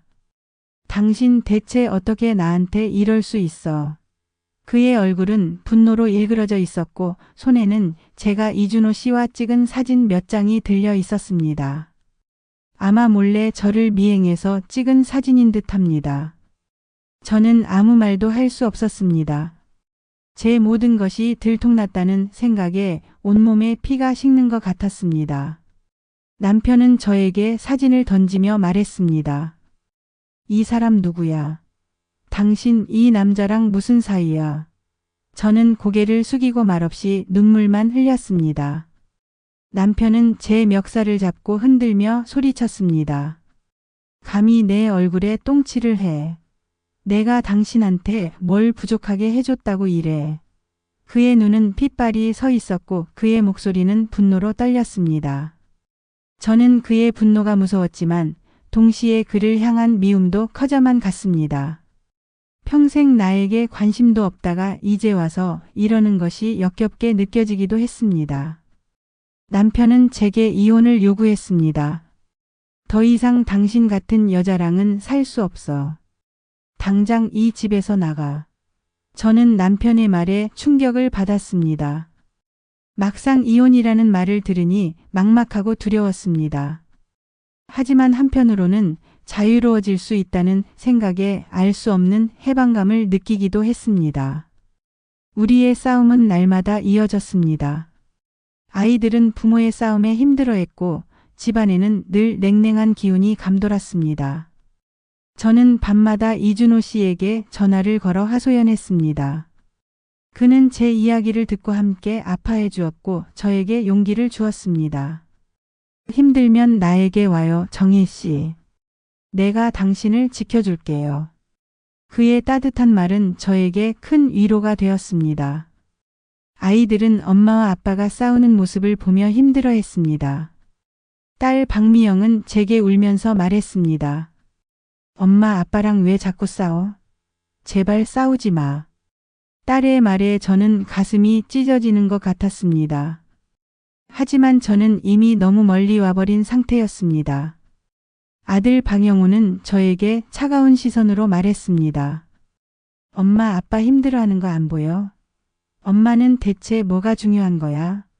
자식들의 원망 섞인 말에 저는 고개를 들 수 없었습니다. 하지만 저는 멈출 수 없었습니다. 저는 이준호 씨와의 사랑을 포기할 수 없었고 더 이상 남편과 함께 사는 것이 불가능하다고 생각했습니다. 결국 저는 남편 박성훈 씨와 황혼 이혼을 선택했습니다. 처음에는 남편이 완강하게 반대했지만 저의 단호한 태도와 계속되는 갈등에 결국 지쳐버렸습니다. 그는 제게 말했습니다. 당신 마음대로 해. 더 이상 당신이랑 신랑이 할 힘도 없어. 그의 말에 저는 왠지 모를 슬픔을 느꼈습니다. 함께 살아온 세월이 주마등처럼 스쳐 지나갔습니다. 한때는 서로 사랑했고 아이들을 함께 키워온 부부였는데 이제는 서로에게 칼날을 겨누는 적이 되어버린 현실이 너무나도 비참했습니다. 이혼 절차는 생각보다 복잡하고 힘들었습니다. 재산 분할 문제, 위자료 문제 등으로 우리는 변호사를 통해 지루한 싸움을 이어갔습니다. 아이들은 엄마와 아빠의 이혼 소식에 큰 충격을 받았습니다. 딸 박미영은 저에게 눈물을 흘리며 말했습니다. 엄마 아빠랑 헤어지면 우리는 어떻게 되는 거야? 아들 박영우는 저를 원망스러운 눈빛으로 바라보며 말했습니다. 엄마 때문에 우리 가족이 다 망가졌어. 자식들의 싸늘한 시선과 원망은 제 가슴을 후벼 팠습니다. 과연 제가 올바른 선택을 한 것인지, 혹시 돌이킬 수 없는 잘못을 저지른 것은 아닌지 밤마다 잠 못 이루며 고민했습니다. 하지만 저는 이준호 씨와 함께 새로운 삶을 시작하고 싶다는 마음이 더 컸습니다. 그는 저에게 늘 용기를 주었고 우리의 미래를 함께 꿈꾸었습니다. 그는 제게 말했습니다. 정희 씨, 이제 우리 둘이서 행복하게 살아요. 누구의 눈치도 보지 않고 우리만의 사랑을 키워나가요. 그의 말에 저는 다시금 힘을 얻었습니다. 드디어 모든 이혼 절차가 마무리되었습니다. 법원에서 도장을 찍는 순간 저는 묘한 감정에 휩싸였습니다. 홀가분함과 동시에 알 수 없는 불안감이 밀려왔습니다. 70평생을 함께했던 남편과의 관계가 이렇게 허무하게 끝이 났다는 사실이 믿기지 않았습니다. 이제 저는 더 이상 박성훈 씨의 아내가 아닌 그저 김정희라는 한 사람으로 다시 태어났습니다. 이혼 후 저는 이준호 씨와 함께 새로운 보금자리를 마련했습니다. 우리는 둘만의 작은 아파트에서 새로운 삶을 시작했습니다. 처음에는 모든 것이 좋았습니다. 그와 함께하는 아침은 늘 햇살처럼 따뜻했고 그의 작은 배려 하나하나가 저에게는 큰 행복이었습니다. 우리는 서로의 손을 잡고 동네 공원을 산책하고 함께 장을 보고 맛있는 음식을 만들어 먹으며 평범하지만 소중한 일상을 보냈습니다. 젊은 시절 이루지 못했던 소박한 꿈들을 그와 함께 이루어가는 것 같았습니다. 물론 쉽지 않은 과정도 있었습니다. 사회의 차가운 시선과 마주해야 했습니다. 저희의 관계는 주변 사람들에게 곱지 않은 시선으로 비쳤습니다. 동네 사람들은 저희를 손가락질하며 수군거렸습니다. 나이 들어 주책이다, 불륜이다 하며 저희를 비난하는 목소리가 들려왔습니다. 저희 자식들도 저희의 재혼을 반대했습니다. 이준호 씨의 자식들 또한 그의 재혼을 반대했고 우리는 양쪽 자식들로부터 외면당했습니다. 그들의 상처와 실망을 알기에 저희는 더욱 조심하고 진심으로 사죄하는 시간을 가졌습니다. 하지만 이준호 씨와 저는 서로를 의지하며 모든 어려움을 이겨냈습니다. 우리는 함께 자원봉사 활동을 시작했고 동네 식당에서 어르신들을 돕는 일에 매진했습니다. 저희의 진심이 통했는지 주변 사람들도 점차 저희를 이해하고 응원하기 시작했습니다. 그리고 놀랍게도 저희 자식들도 점차 저희의 행복을 인정해주기 시작했습니다. 딸 박미영은 어느 날 저에게 찾아와 말했습니다. 엄마, 아빠는 아빠의 길을 갈 거고 엄마는 엄마의 길을 가는 게 맞다고 생각해요. 엄마가 행복하면 됐어요. 아들 박영호 또한 처음에는 냉담했지만 점차 마음을 열고 이준호 씨를 어색하게나마 받아들이려 노력했습니다. 비록 완전한 화해는 아니었지만 이 정도 변화만으로도 저는 너무나 감사했습니다. 저는 이준호 씨와 함께 행복한 노후를 만들어 나가고 있습니다. 저희는 서로에게 가장 좋은 친구이자 연인이며 가족입니다. 늦은 나이에 찾아온 이 사랑이 제 인생의 마지막 장을 아름답게 장식해주고 있습니다. 모든 것을 잃을 각오를 하고 시작한 사랑이었지만 결국 저는 진정한 행복을 찾았습니다. 이 이야기는 저의 삶의 한 단면입니다. 잊혀진 줄 알았던 첫사랑이 황혼에 다시 피어나 부모 자식 간의 갈등을 겪었지만 결국 행복한 노후를 향해 나아가는 한 여자의 이야기입니다. 여러분의 황혼에는 어떤 사랑이 기다리고 있나요? 그리고 그 사랑을 위해 어디까지 감당할 수 있을까요? 여러분 안녕하세요. 제 이름은 신미화, 올해 42살이에요. 평범하다면 평범하고 지루하다면 지루한 삶을 살아왔죠.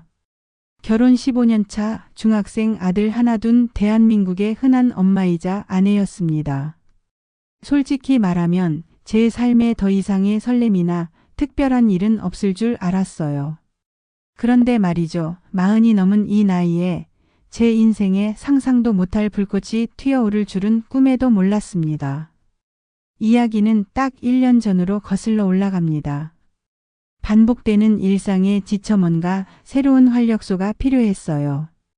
친구들은 골프를 권했지만 저는 좀 더 활동적인 걸 해보고 싶었습니다. 땀 흘리면서 스트레스도 풀고 새로운 사람들도 만나고 싶었죠. 그렇게 제 눈에 들어온 것이 바로 테니스였습니다. 집 근처 테니스 클럽에 등록하고 처음 라켓을 잡던 날, 제 인생의 새로운 장이 열릴 줄은 정말이지 몰랐습니다. 테니스 레슨 첫날 코트에 들어서자마자 제 시선을 사로잡는 한 사람이 있었습니다. 훤칠한 키에 다부진 체격, 시원한 이목구비. 바로 제 담당 강사 김성진 씨였습니다. 그의 인상은 맑고 깨끗했어요. 테니스 코트의 쨍한 햇살 아래 빛나는 그의 미소는 제 마음을 알 수 없는 설렘으로 가득 채웠습니다. 레슨은 매주 화요일과 목요일 저녁 8시. 일주일에 2번 그를 만나는 시간은 제 삶의 유일한 낙이 되어갔습니다. 처음에는 어색하고 서툴렀던 제 모습에도 그는 항상 친절하고 인내심 있게 가르쳐 주었습니다. 제가 공 하나 제대로 못 맞추고 헛스윙을 해도 괜찮다며 웃어주었고 잘한 부분은 칭찬을 아끼지 않았습니다. 그의 격려와 칭찬은 저를 테니스에 더욱 빠져들게 만들었습니다. 그의 레슨은 단순히 기술을 가르치는 것을 넘어섰습니다. 공을 치는 자세부터 발 스텝, 심지어는 게임을 즐기는 마음가짐까지 그는 테니스라는 운동의 모든 것을 알려주려 노력했습니다. 그 과정에서 우리는 많은 대화를 나누게 되었습니다. 그는 테니스 선수 출신으로 부상 때문에 일찍 선수 생활을 접어야 했던 아픈 과거가 있었습니다. 좌절 속에서도 테니스 강사로서 다시 코트에 설 수 있었던 건 테니스에 대한 그의 순수한 열정 덕분이었다고 했습니다. 저는 그의 이야기에 깊이 공감했습니다. 꿈을 잃었을 때의 아픔과 그럼에도 다시 일어서는 용기, 그것은 비단 테니스 선수만의 이야기가 아니었으니까요. 저 역시 결혼과 동시에 잃어버렸던 제 자신을 다시 찾아가는 과정에 있었기에 그의 이야기는 더욱 와닿았습니다. 어느 날 레슨이 끝나고 그는 제게 개인 레슨을 제안했습니다. 제가 좀 더 빨리 실력을 늘리고 싶다면 주말에 따로 시간을 내서 가르쳐 주겠다고 했습니다. 저는 흔쾌히 좋다고 했죠. 사실 그와 더 많은 시간을 함께하고 싶다는 마음이 더 컸습니다. 주말 레슨은 평일 레슨과는 분위기가 사뭇 달랐습니다.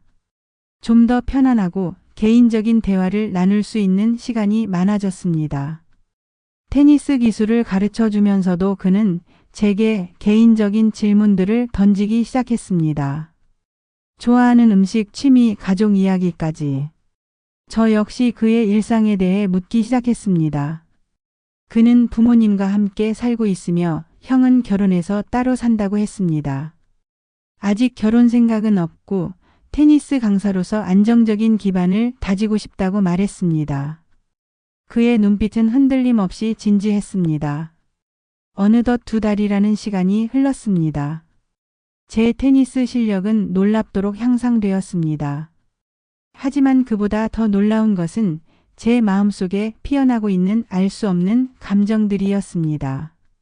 그를 기다리는 화요일과 목요일이 하루 종일 설렜고 주말 레슨은 마치 데이트를 기다리는 소녀처럼 저를 들뜨게 했습니다. 그의 작은 행동 하나하나에 신경이 쓰였고 그의 미소 한 번에 가슴이 쿵 내려앉았습니다. 이런 감정은 10수년 만에 처음 느껴보는 것이었습니다. 저는 제 자신이 혼란스러웠습니다. 유부녀인 제가, 그것도 한참 어린 테니스 강사에게 이런 감정을 느끼다니.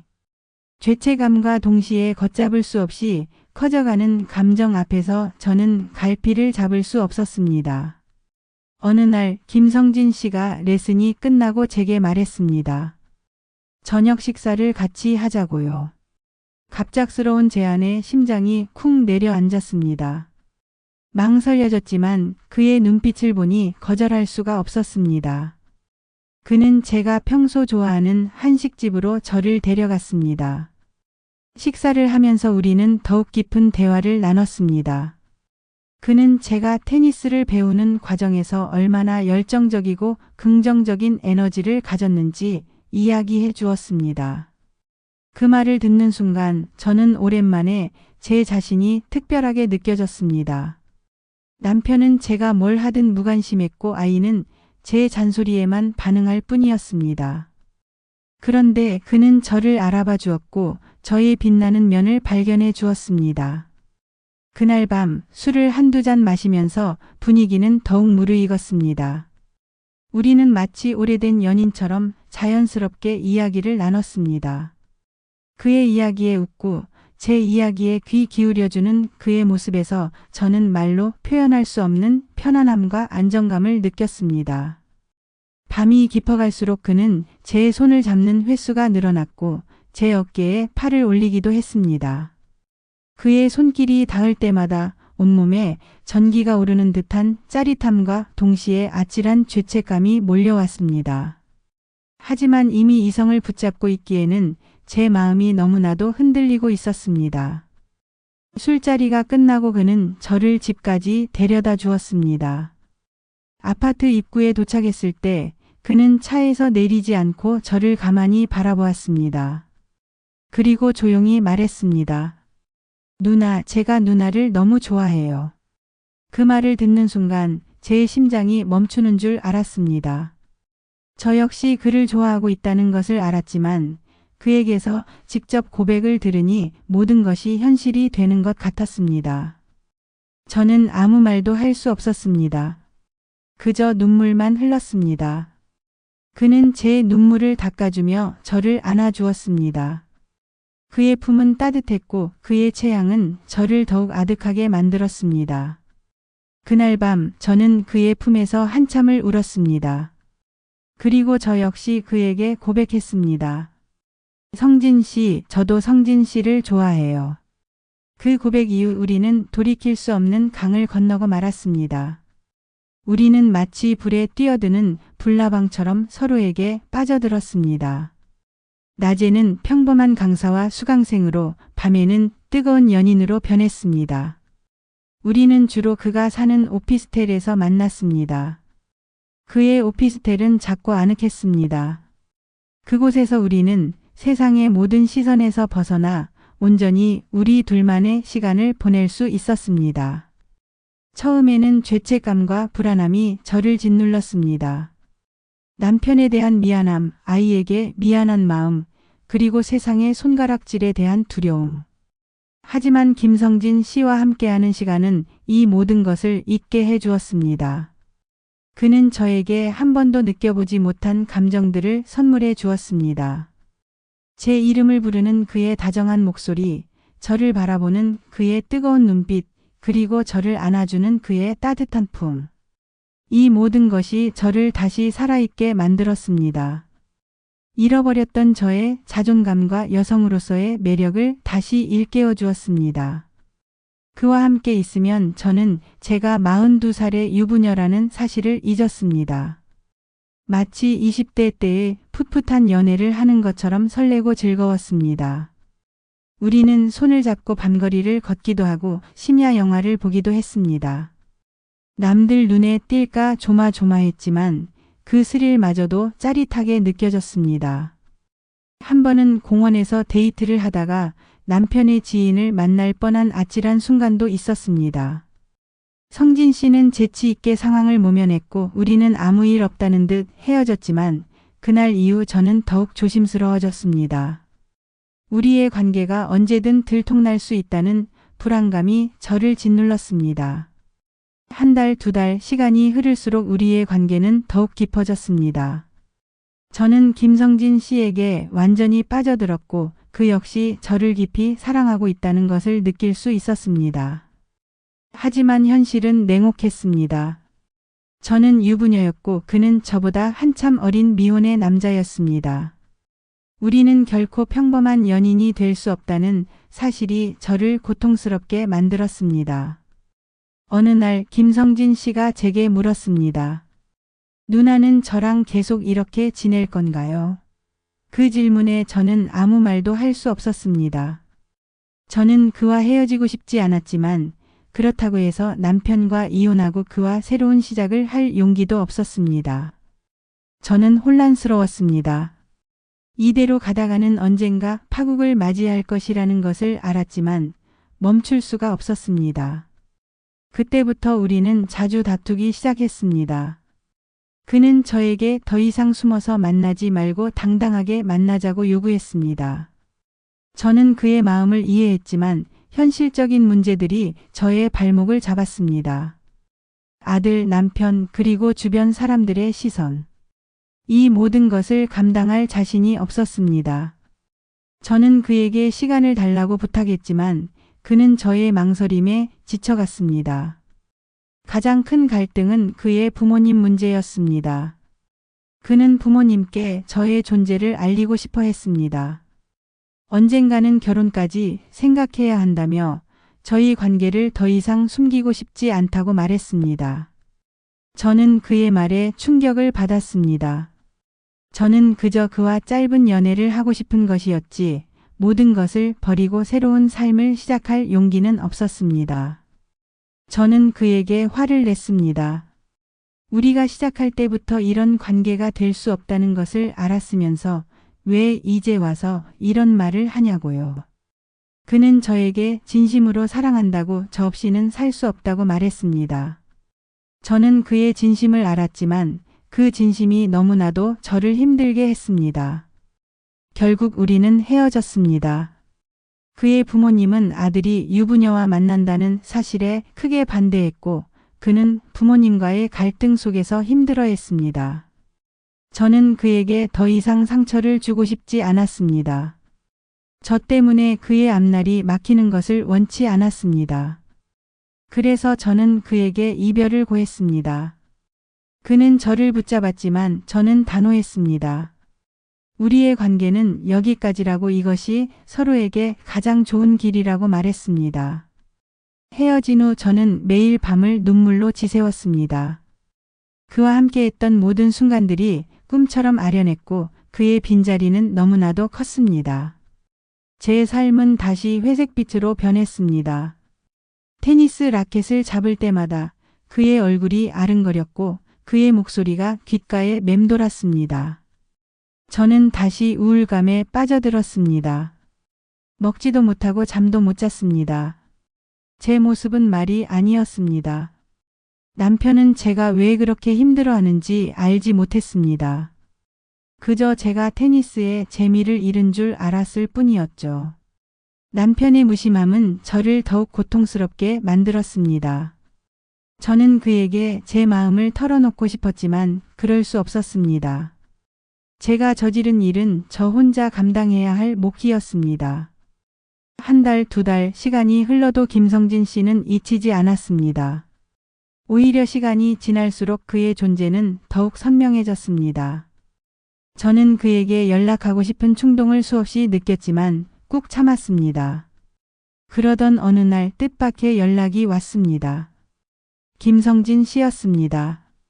그는 제게 딱 한 번만 만나달라고 부탁했습니다. 저는 망설였지만 결국 그의 제안을 받아들였습니다. 우리는 우리가 처음 만났던 테니스 코트 근처 카페에서 만났습니다. 그는 여전히 멋있었고 그의 눈빛은 여전히 저를 흔들었습니다. 그는 제게 그동안 어떻게 지냈는지 물었고 저는 그럭저럭 지냈다고 답했습니다. 그는 자신은 저 없이는 정말 힘들었다고 말했습니다. 모든 것을 잃은 것 같았다고 했습니다. 그의 진심 어린 고백에 저는 다시 눈물을 흘렸습니다. 그는 제 손을 잡으며 말했습니다. 누나, 다시 시작할 수는 없을까요? 저는 그의 손을 뿌리쳤습니다. 우리는 안 된다고 이미 너무 늦었다고 말했습니다. 그는 저에게 마지막으로 딱 한 번만 같이 있어달라고 부탁했습니다. 저는 그의 간절한 눈빛에 결국 무너지고 말았습니다. 우리는 그의 오피스텔로 향했습니다. 그곳은 우리가 함께했던 추억으로 가득했습니다. 우리는 말없이 서로를 바라보다가 뜨겁게 포옹했습니다. 그의 품에 안기자 모든 불안과 죄책감이 사라지는 듯 했습니다. 그날 밤 우리는 모든 것을 잊고 서로에게 온전히 집중했습니다. 서로의 몸과 마음을 탐했습니다. 그의 뜨거운 숨결이 제 몸을 감쌌고 저는 그의 사랑에 취해 모든 것을 놓아버렸습니다. 그 밤은 우리에게 마지막이자 가장 뜨거운 밤이었습니다. 아침이 밝아오고 우리는 서로를 말없이 바라보았습니다. 그의 눈에는 아쉬움이 가득했지만 저는 이제 정말 끝이라는 것을 알았습니다. 저는 그에게 말했습니다.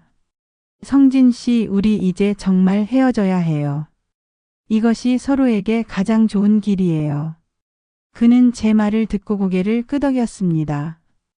그의 눈가에 이슬이 맺혔습니다. 저는 그의 눈물을 닦아주며 마지막으로 그를 안아주었습니다. 그의 심장 소리가 제 귀에 울렸습니다. 그날 이후 저는 다시 혼자가 되었습니다. 하지만 이전과는 달랐습니다. 저는 김성진 씨와의 관계를 통해 저 자신을 되돌아보게 되었습니다. 제가 무엇을 원하고 무엇을 갈망하는지 알게 되었습니다. 저는 남편과의 관계를 다시 생각해 보게 되었습니다. 오랜 시간 동안 제가 얼마나 외로웠는지, 그리고 제 삶에 얼마나 활력이 없었는지 깨달았습니다. 저는 남편에게 솔직하게 제 마음을 털어놓기로 결심했습니다. 제가 테니스를 시작하고 느꼈던 감정들, 그리고 김성진 씨와의 관계를 제외한 모든 것을 솔직하게 이야기했습니다. 제가 얼마나 외로웠는지, 그리고 제 삶의 활력이 필요했는지 말했습니다. 남편은 처음에는 당황했지만 제 이야기를 묵묵히 들어주었습니다. 그리고 저에게 미안하다고 말했습니다. 그동안 저에게 너무 소홀했던 것을 인정했습니다. 그날 이후 남편과 저는 많은 대화를 나눴습니다. 우리는 서로의 마음을 다시 확인했고 관계를 회복하기 위해 노력하기로 했습니다. 저는 다시 테니스 라켓을 잡았습니다. 이제는 그와 만날 수 없지만 테니스는 여전히 저에게 즐거움을 주었습니다. 테니스 코트 위에서 땀 흘리며 스트레스를 풀고 삶의 활력을 되찾았습니다. 물론 김성진 씨와의 추억은 여전히 제 마음속 한구석에 남아 있습니다.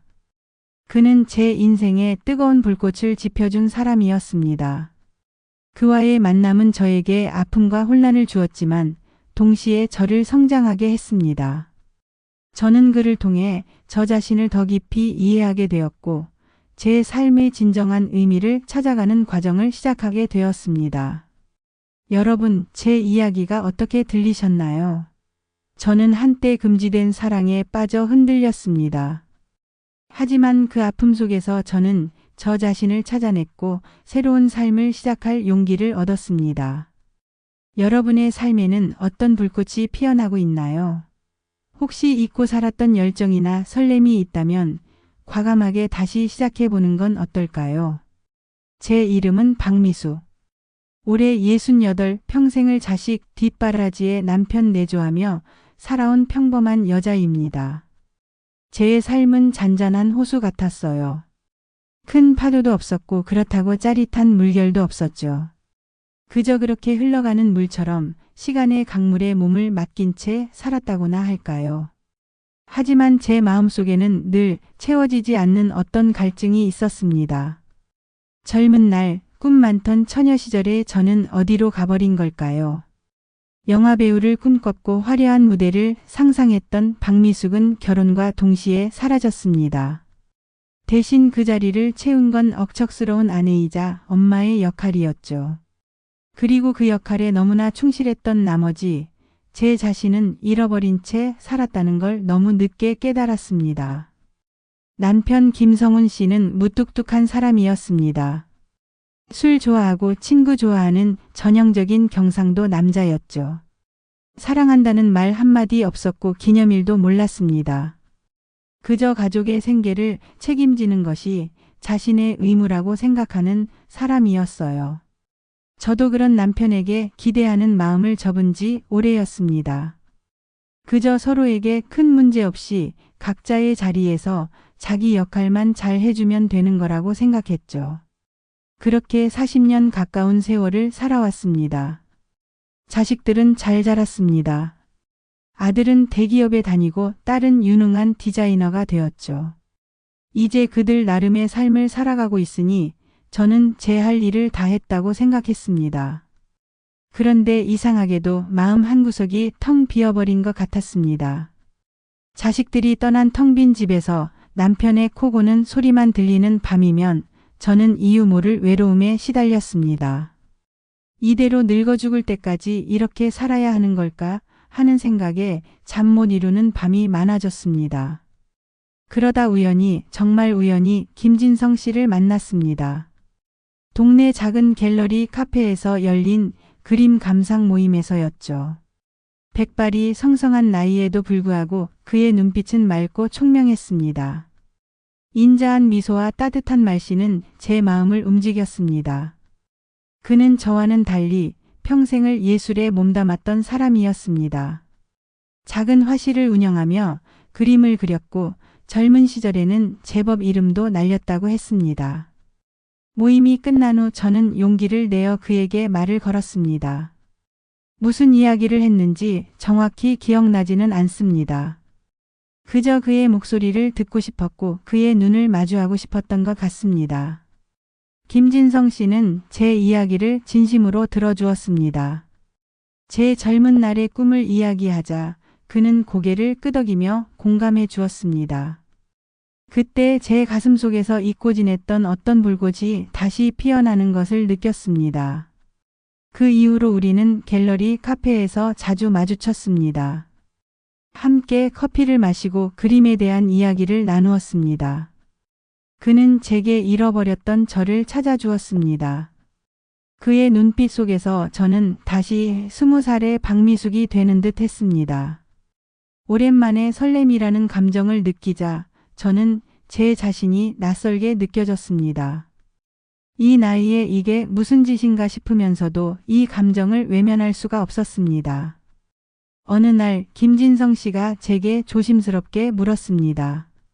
미경 씨, 혹시 시간 되시면 저랑 같이 전시회라도 보러 가실까요? 그의 말에 제 심장이 쿵 하고 떨어지는 것 같았습니다. 전시회라니. 남편과는 한 번도 가보지 못한 곳이었습니다. 제 심장은 격렬하게 요동쳤습니다. 설렘과 동시에 찾아오는 죄책감. 이미 결혼한 몸으로 이래도 되는 걸까? 하지만 제 마음은 이미 김진성 씨를 향해 기울어져 있었습니다. 네, 좋아요. 같이 가요. 결국 저는 그의 제안을 받아들였습니다. 그날부터 제 삶은 완전히 다른 방향으로 흘러가기 시작했습니다. 김진성 씨와 함께 간 첫 전시회는 제게 잊을 수 없는 경험이었습니다.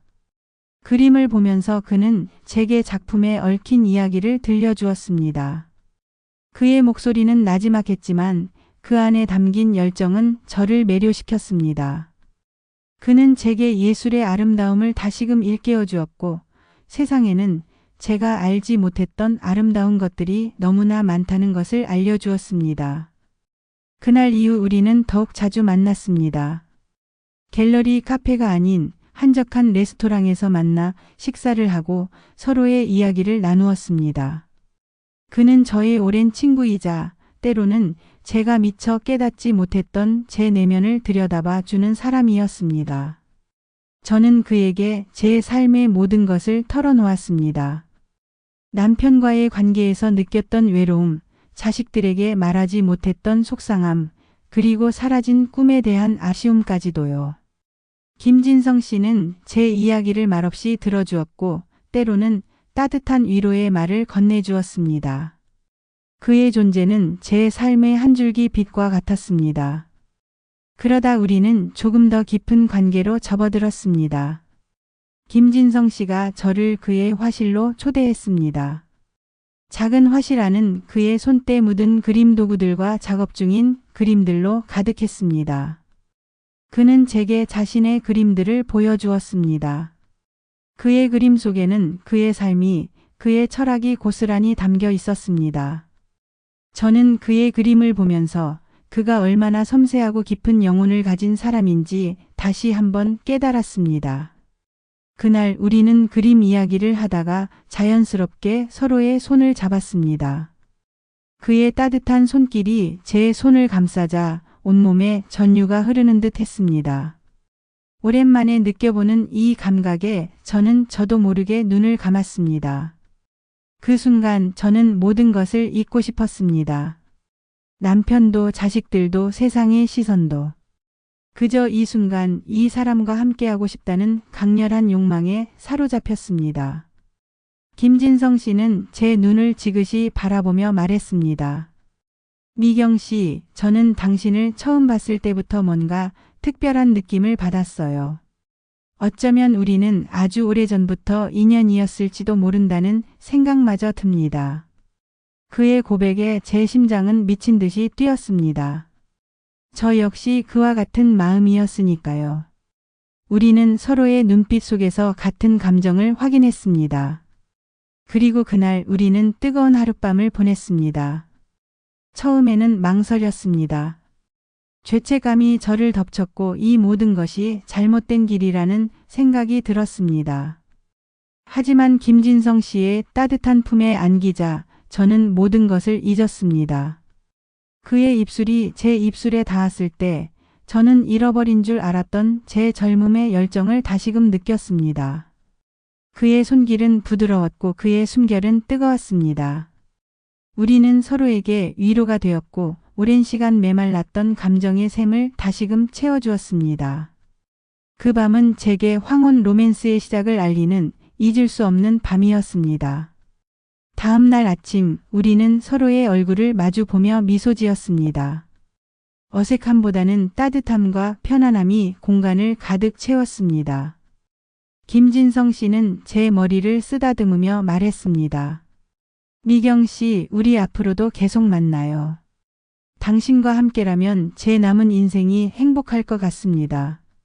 저는 그의 말에 눈물이 핑 돌았습니다. 이 나이에 이런 감정을 다시 느낄 수 있을 거라고는 상상조차 하지 못했습니다.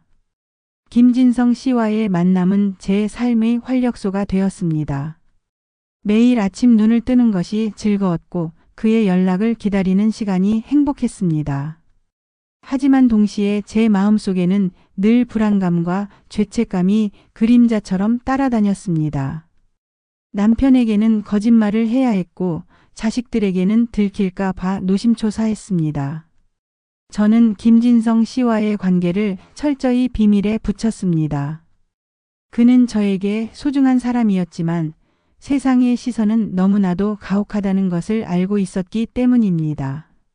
금지된 사랑이었으니까요.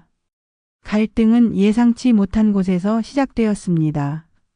제 딸 김은주가 저의 달라진 모습을 눈치챈 것입니다. 제가 갑자기 옷차림에 신경을 쓰고 외출이 잦아지자 딸은 저를 의심하기 시작했습니다. 엄마 요즘 왜 이렇게 예뻐 보여? 무슨 좋은 일이라도 있어? 딸의 질문에 저는 순간 당황했습니다. 애써 미소를 지으며 별일 없다고 둘러댔지만 딸의 날카로운 눈빛은 저를 꿰뚫어 보는 듯 했습니다. 어느 날 딸이 제게 물었습니다. 엄마 혹시 만나는 사람 있어? 그 질문을 듣는 순간 제 심장이 쿵 하고 떨어지는 것 같았습니다. 머릿속이 하얘지고 온몸이 떨렸습니다. 어떻게 알았을까? 제가 너무 티를 냈던 걸까? 아니면 누군가에게 들키기라도 한 걸까?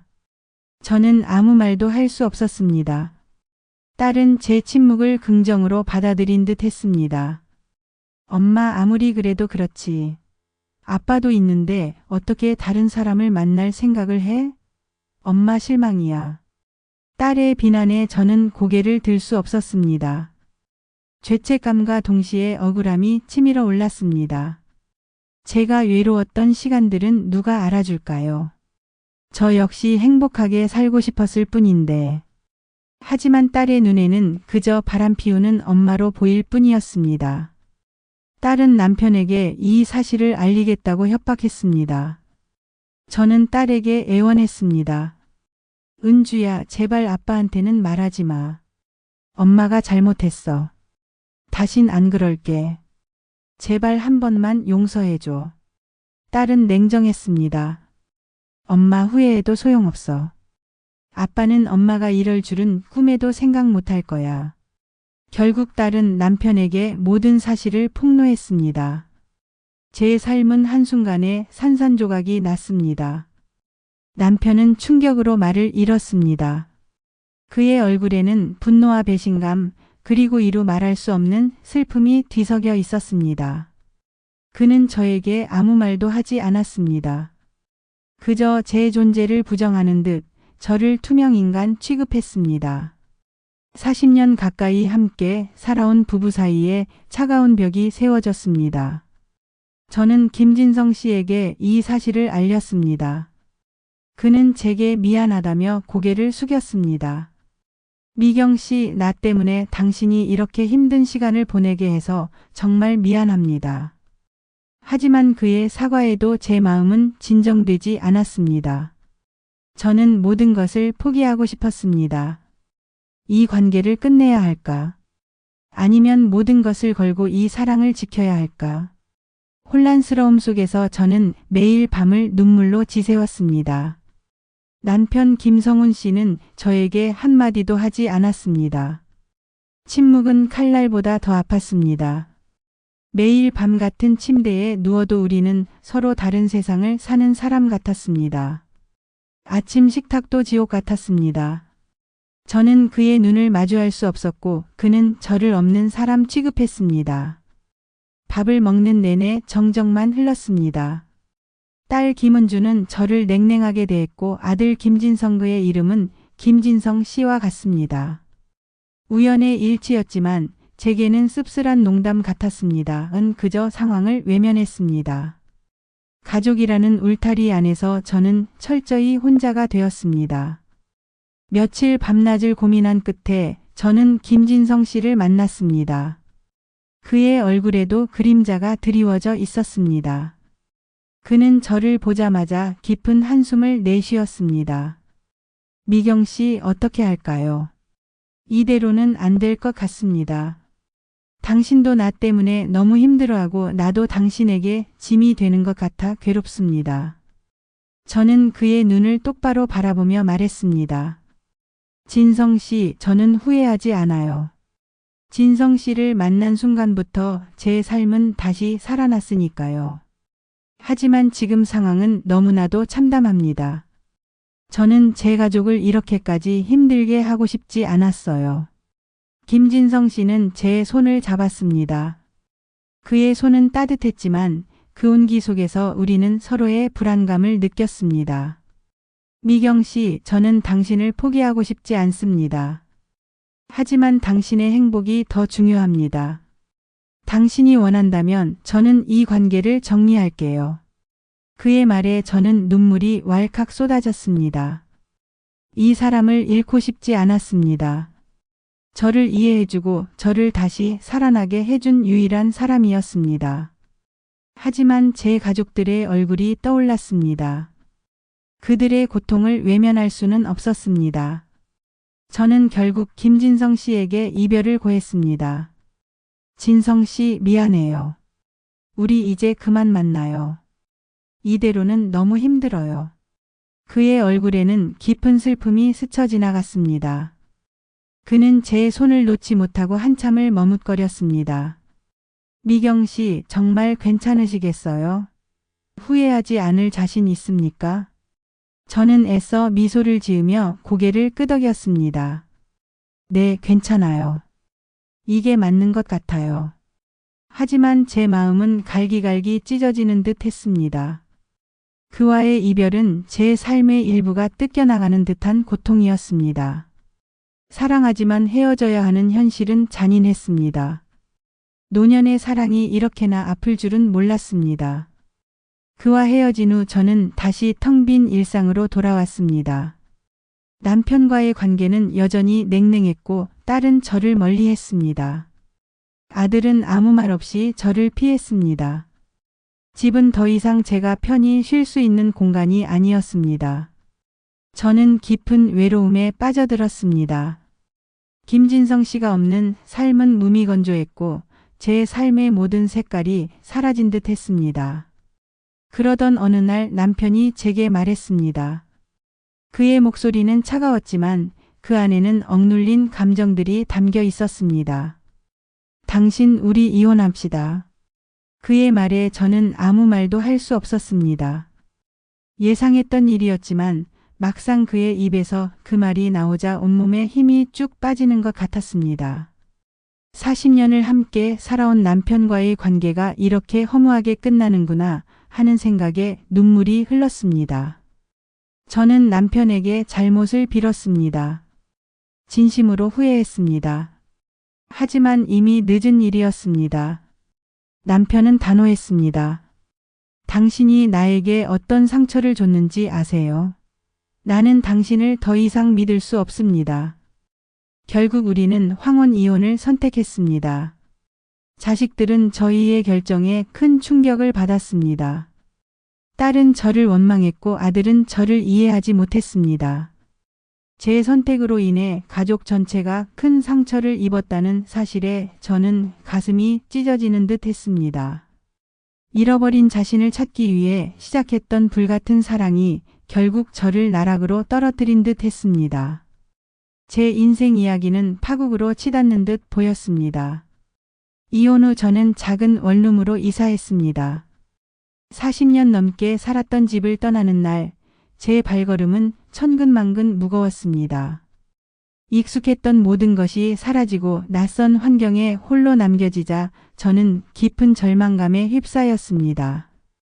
이 나이에 혼자가 된다는 것은 생각보다 더 막막하고 두려운 일이었습니다. 밤마다 천장을 바라보며 하염없이 눈물을 흘렸습니다. 과연 제가 다시 혼자서 일어설 수 있을까 하는 불안감에 시달렸습니다. 자식들은 처음에는 저를 외면했습니다.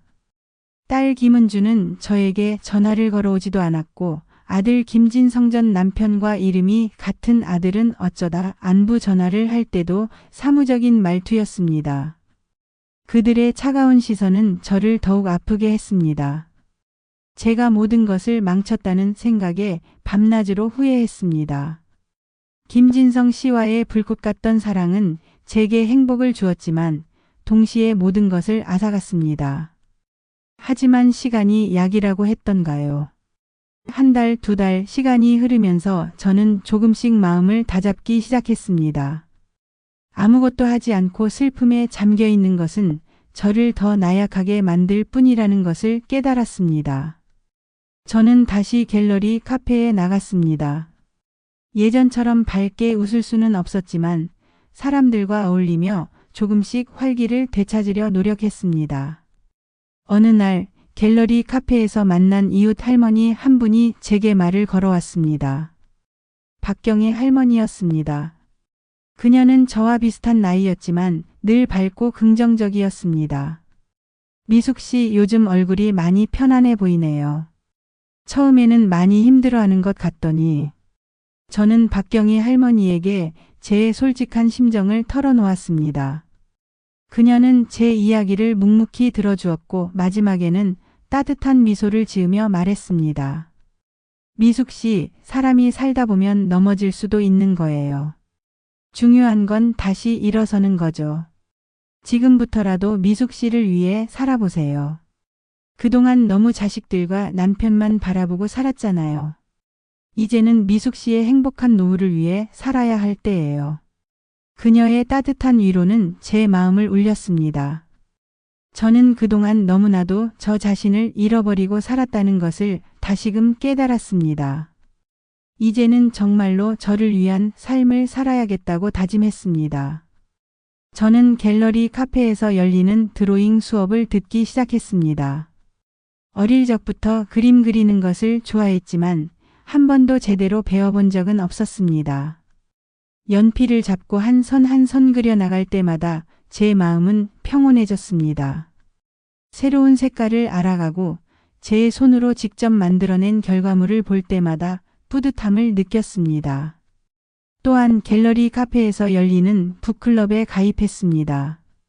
매주 모여 책을 읽고 토론하는 시간이 저에게는 큰 즐거움이었습니다. 다양한 사람들과 만나 이야기를 나누면서 저는 세상에 대한 시야를 넓힐 수 있었고 저와 비슷한 고민을 가진 사람들의 이야기를 들으며 위로를 받기도 했습니다. 책 속의 주인공들의 삶을 통해 저는 제 인생 2막을 어떻게 살아가야 할지 고민했습니다. 그러던 어느 날 딸 은주에게서 연락이 왔습니다. 엄마, 저예요. 괜찮으세요? 딸의 목소리는 예전처럼 차갑지 않았습니다. 저는 놀라면서도 반가웠습니다. 딸은 제게 미안하다고 말했습니다. 자신의 행동이 너무 지나쳤다고 엄마의 외로움을 헤아리지 못했다고 사과했습니다. 저는 딸을 용서했습니다. 딸 역시 제 부모 자식 관계에서 중요한 존재였으니까요. 아들도 저를 찾아왔습니다. 아들은 제게 따뜻한 말 한마디를 건넸습니다. 엄마 너무 힘들어하지 마세요. 저희는 엄마를 사랑해요. 자식들의 따뜻한 말 한마디는 저에게 큰 위로가 되었습니다. 저는 다시 가족과의 관계를 회복하기 시작했습니다. 비록 예전처럼 완벽한 가족은 아니었지만 서로를 이해하고 용서하는 과정 속에서 우리는 더욱 단단해졌습니다. 저는 여전히 혼자입니다. 하지만 더 이상 외롭지 않습니다. 김진성 씨와의 불꽃 같던 사랑은 끝났지만 그 사랑을 통해 저는 잃어버렸던 저 자신을 되찾았습니다. 저는 이제 스스로를 사랑하는 법을 배웠고 제 삶의 진정한 주인이 되었습니다. 그림을 그리고 책을 읽고 새로운 사람들을 만나며 저는 매일매일 성장하고 있습니다. 제 인생은 아직 끝나지 않았습니다. 이제 막 행복한 노후의 새로운 장이 열린 것 같습니다. 제 이야기는 어쩌면 많은 분들에게 충격으로 다가올지도 모르겠습니다. 하지만 저는 제 삶을 후회하지 않습니다. 모든 경험은 저를 더 강하고 현명하게 만들어 주었습니다. 여러분의 삶은 어떤가요? 혹시 지금 잃어버린 자신을 찾아 헤매고 있지는 않으신가요? 여러분의 인생 이야기 속에는 어떤 비밀이 숨겨져 있나요? 제 이름은 김진희. 올해 60을 넘겼지만 제 마음속엔 아직 뜨거운 불씨가 남아 있습니다. 그 불씨는 바로 박현성 씨였죠. 남편 김영호 씨와는 30이 되기 전 결혼했습니다. 살림에 바쁘고 애들 키우느라 정신없던 시간들이었습니다. 남편은 그저 성실하고 착한 사람이었습니다. 하지만 가슴 설레는 사랑, 그런 건 아니었습니다. 시간이 흐르면서 부부간의 정은 깊어졌지만 어느새 남편은 제게 밥 먹여주고 잠자는 익숙한 가족 그 이상도 이하도 아니었습니다. 어느 날부턴가 밤늦도록 잠 못 이루는 날이 늘어났습니다. 아이들은 다 성장해서 제 갈 길 찾아 떠났고 남편은 언제나 그랬듯 TV 앞에서 잠들어 있었습니다. 텅 빈 마음에 찾아온 것은 지독한 외로움이었습니다. 이대로 늙어 죽을 때까지 이렇게 살아야 하나 하는 막막함이 저를 짓눌렀습니다. 그러던 제게 박현성 씨가 나타났습니다. 그는 저와 같은 아파트에 사는 옆동 사람이었습니다. 우연히 아파트 휘트니스 센터에서 만나게 되었죠. 처음엔 그저 평범한 인상이었습니다. 하지만 이야기를 나눌수록 왠지 모르게 끌렸습니다. 현성 씨는 저와 달리 아내와 일찍 사별하고 혼자 살고 있다고 했습니다. 그래서인지 그는 다른 어르신들과는 다른 쓸쓸한 분위기를 풍겼습니다. 그와 저는 공통점이 많았습니다. 둘 다 어릴 적 고향이 경북 안동이었고 어르신들 모임에 나가 술 한 잔 기울이는 것도 좋아했습니다. 특히 트로트를 그렇게 좋아해서 둘이 함께 노래방에 가면 시간 가는 줄 몰랐습니다. 저는 현성 씨와 있을 때면 늘 웃음이 끊이지 않았습니다. 그동안 남편에게도 말하지 못했던 속마음을 현성 씨에게는 편하게 털어놓을 수 있었습니다. 그는 항상 제 이야기에 귀 기울여주고 따뜻한 말로 저를 위로해 주었습니다. 그의 다정함에 저는 조금씩 마음을 열기 시작했습니다. 잊고 지냈던 설렘이 다시 제 마음속에서 꿈틀거리는 것을 느꼈습니다. 어느 날 휘트니스 센터에서 운동을 마치고 나오는데 현성 씨가 제 옆에 앉아 작은 소리로 물었습니다. 진희 씨, 혹시 오늘 저녁에 시간 괜찮으시면 저랑 둘이서 저녁이나 할까요? 그의 말에 심장이 쿵 하고 떨어지는 듯 했습니다. 당황했지만 싫지 않았습니다. 오히려 저도 모르게 고개를 끄덕였습니다. 그날 저녁 우리는 아파트 근처 작은 한정식집에서 만났습니다. 술잔을 기울이며 이런저런 이야기를 나누었습니다. 어색함도 잠시 우리는 마치 오래된 연인처럼 자연스럽게 대화를 이어갔습니다. 이런 저녁 너무 좋네요. 현성 씨가 잔을 비우며 말했습니다. 저도요. 이렇게 편하게 이야기 나눌 수 있는 사람이 있다는 게 참 좋네요. 저도 모르게 속마음을 내비쳤습니다. 그날 이후 우리는 자주 만났습니다. 영화를 보러 가고 맛있는 음식을 먹으러 다니고 때로는 그저 공원 벤치에 앉아 아무 말 없이 시간을 보내기도 했습니다. 저는 현성 씨와 함께 있는 시간이 너무나 행복했습니다. 그와 함께라면 저의 외로움은 온데간데 없이 사라졌습니다. 그러던 어느 날 현성 씨가 조심스럽게 제 손을 잡았습니다. 그의 손은 따뜻했고 저는 순간 온몸에 전율이 흘렀습니다. 오랜만에 느껴보는 이 감정에 저는 당황하면서도 왠지 모를 편안함을 느꼈습니다. 진희 씨를 만나고 나서 제 삶에 다시 웃음꽃이 피었습니다. 진희 씨는 제게 정말 소중한 사람입니다. 그의 진심 어린 고백에 저는 눈물이 왈칵 쏟아질 뻔했습니다. 저 역시 그의 존재가 제 삶에 얼마나 큰 위안과 기쁨이 되는지 잘 알고 있었기 때문입니다. 하지만 저는 유부녀였고 그는 호랍이었습니다. 우리의 관계는 세상의 시선으로 볼 때 금지된 사랑이었습니다. 저는 혼란스러웠습니다. 이대로 이 관계를 이어가도 될까? 혹시 나 때문에 현성 씨가 상처받지는 않을까 하는 생각들이 머릿속을 가득 채웠습니다. 어느 날 현성 씨가 조심스럽게 물었습니다. 진희 씨 혹시 저와 함께 여행 갈 수 있을까요? 조용한 곳으로 가서 우리 둘만의 시간을 보내고 싶습니다. 저는 그의 제안에 가슴이 두근거렸습니다. 동시에 죄책감도 밀려왔습니다. 하지만 그의 간절한 눈빛을 외면할 수 없었습니다. 우리는 며칠 뒤 아무에게도 알리지 않고 강원도 속초로 떠났습니다. 작은 펜션에 짐을 풀고 저녁에는 바닷가에서 조개구이를 먹으며 소주잔을 기울였습니다. 밤늦도록 속 깊은 이야기를 나누었습니다. 현성 씨는 젊은 시절 아내와 사별하고 홀로 아들을 키우느라 얼마나 힘들었는지 이야기했습니다. 그는 아들을 위해 모든 것을 포기하며 살아왔다고 했습니다. 그의 이야기에 저는 눈물을 흘렸습니다. 저 역시 남편과 아이들을 위해 희생하며 살아왔던 세월이 떠올랐기 때문입니다. 그날 밤 우리는 서로의 외로움과 아픔을 위로하며 뜨거운 하룻밤을 보냈습니다. 그의 품은 따뜻했고 저는 그 안에서 모든 것을 잊고 편안함을 느꼈습니다. 오랜만에 느껴보는 육체적인 교감은 저를 다시 젊은 여자로 만들어주는 것 같았습니다. 죄책감보다는 해방감이 더 컸습니다. 저는 그 순간만큼은 저의 남편도 자식도 잊고 오롯이 현성 씨와 저 자신에게만 집중했습니다. 하지만 행복은 잠시였습니다. 속초에서 돌아온 후 저는 다시 현실로 돌아와야 했습니다. 남편의 얼굴을 볼 때마다 죄책감에 시달렸습니다. 남편은 아무것도 모른 채 평소와 다름없이 저를 대했지만 저는 남편에게 너무나 큰 죄를 짓고 있다는 생각에 괴로웠습니다. 현성 씨와의 관계는 계속 이어졌습니다. 우리는 더욱 깊은 관계로 발전했습니다. 하지만 저는 점점 더 불안해졌습니다. 만약 남편이나 아이들이 우리의 관계를 알게 된다면 어떻게 될까 하는 두려움이 저를 짓눌렀습니다. 어느 날 남편이 제게 물었습니다.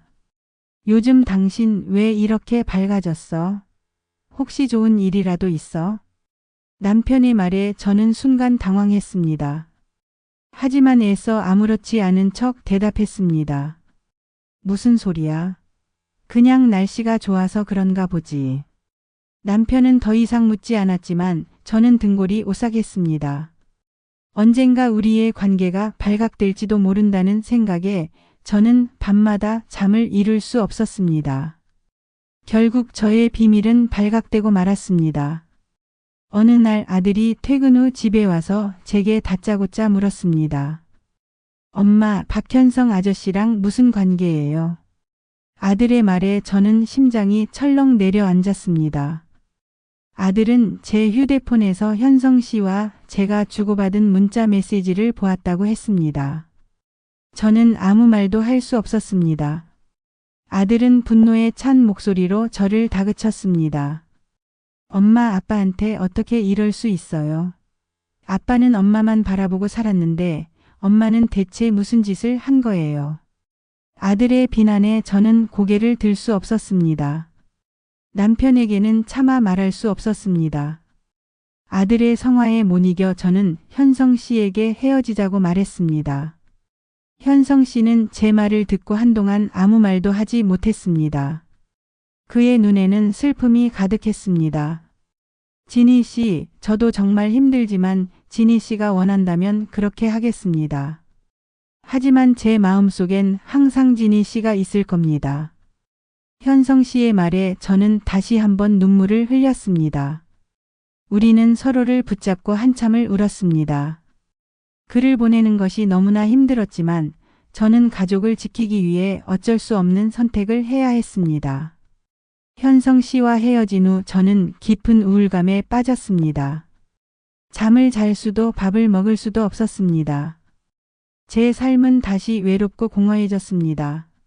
남편은 저의 변화를 눈치챘는지 조용히 저를 지켜보았습니다. 그는 저에게 아무것도 묻지 않았습니다. 오히려 평소보다 더 저를 배려해주고 신경 써주었습니다.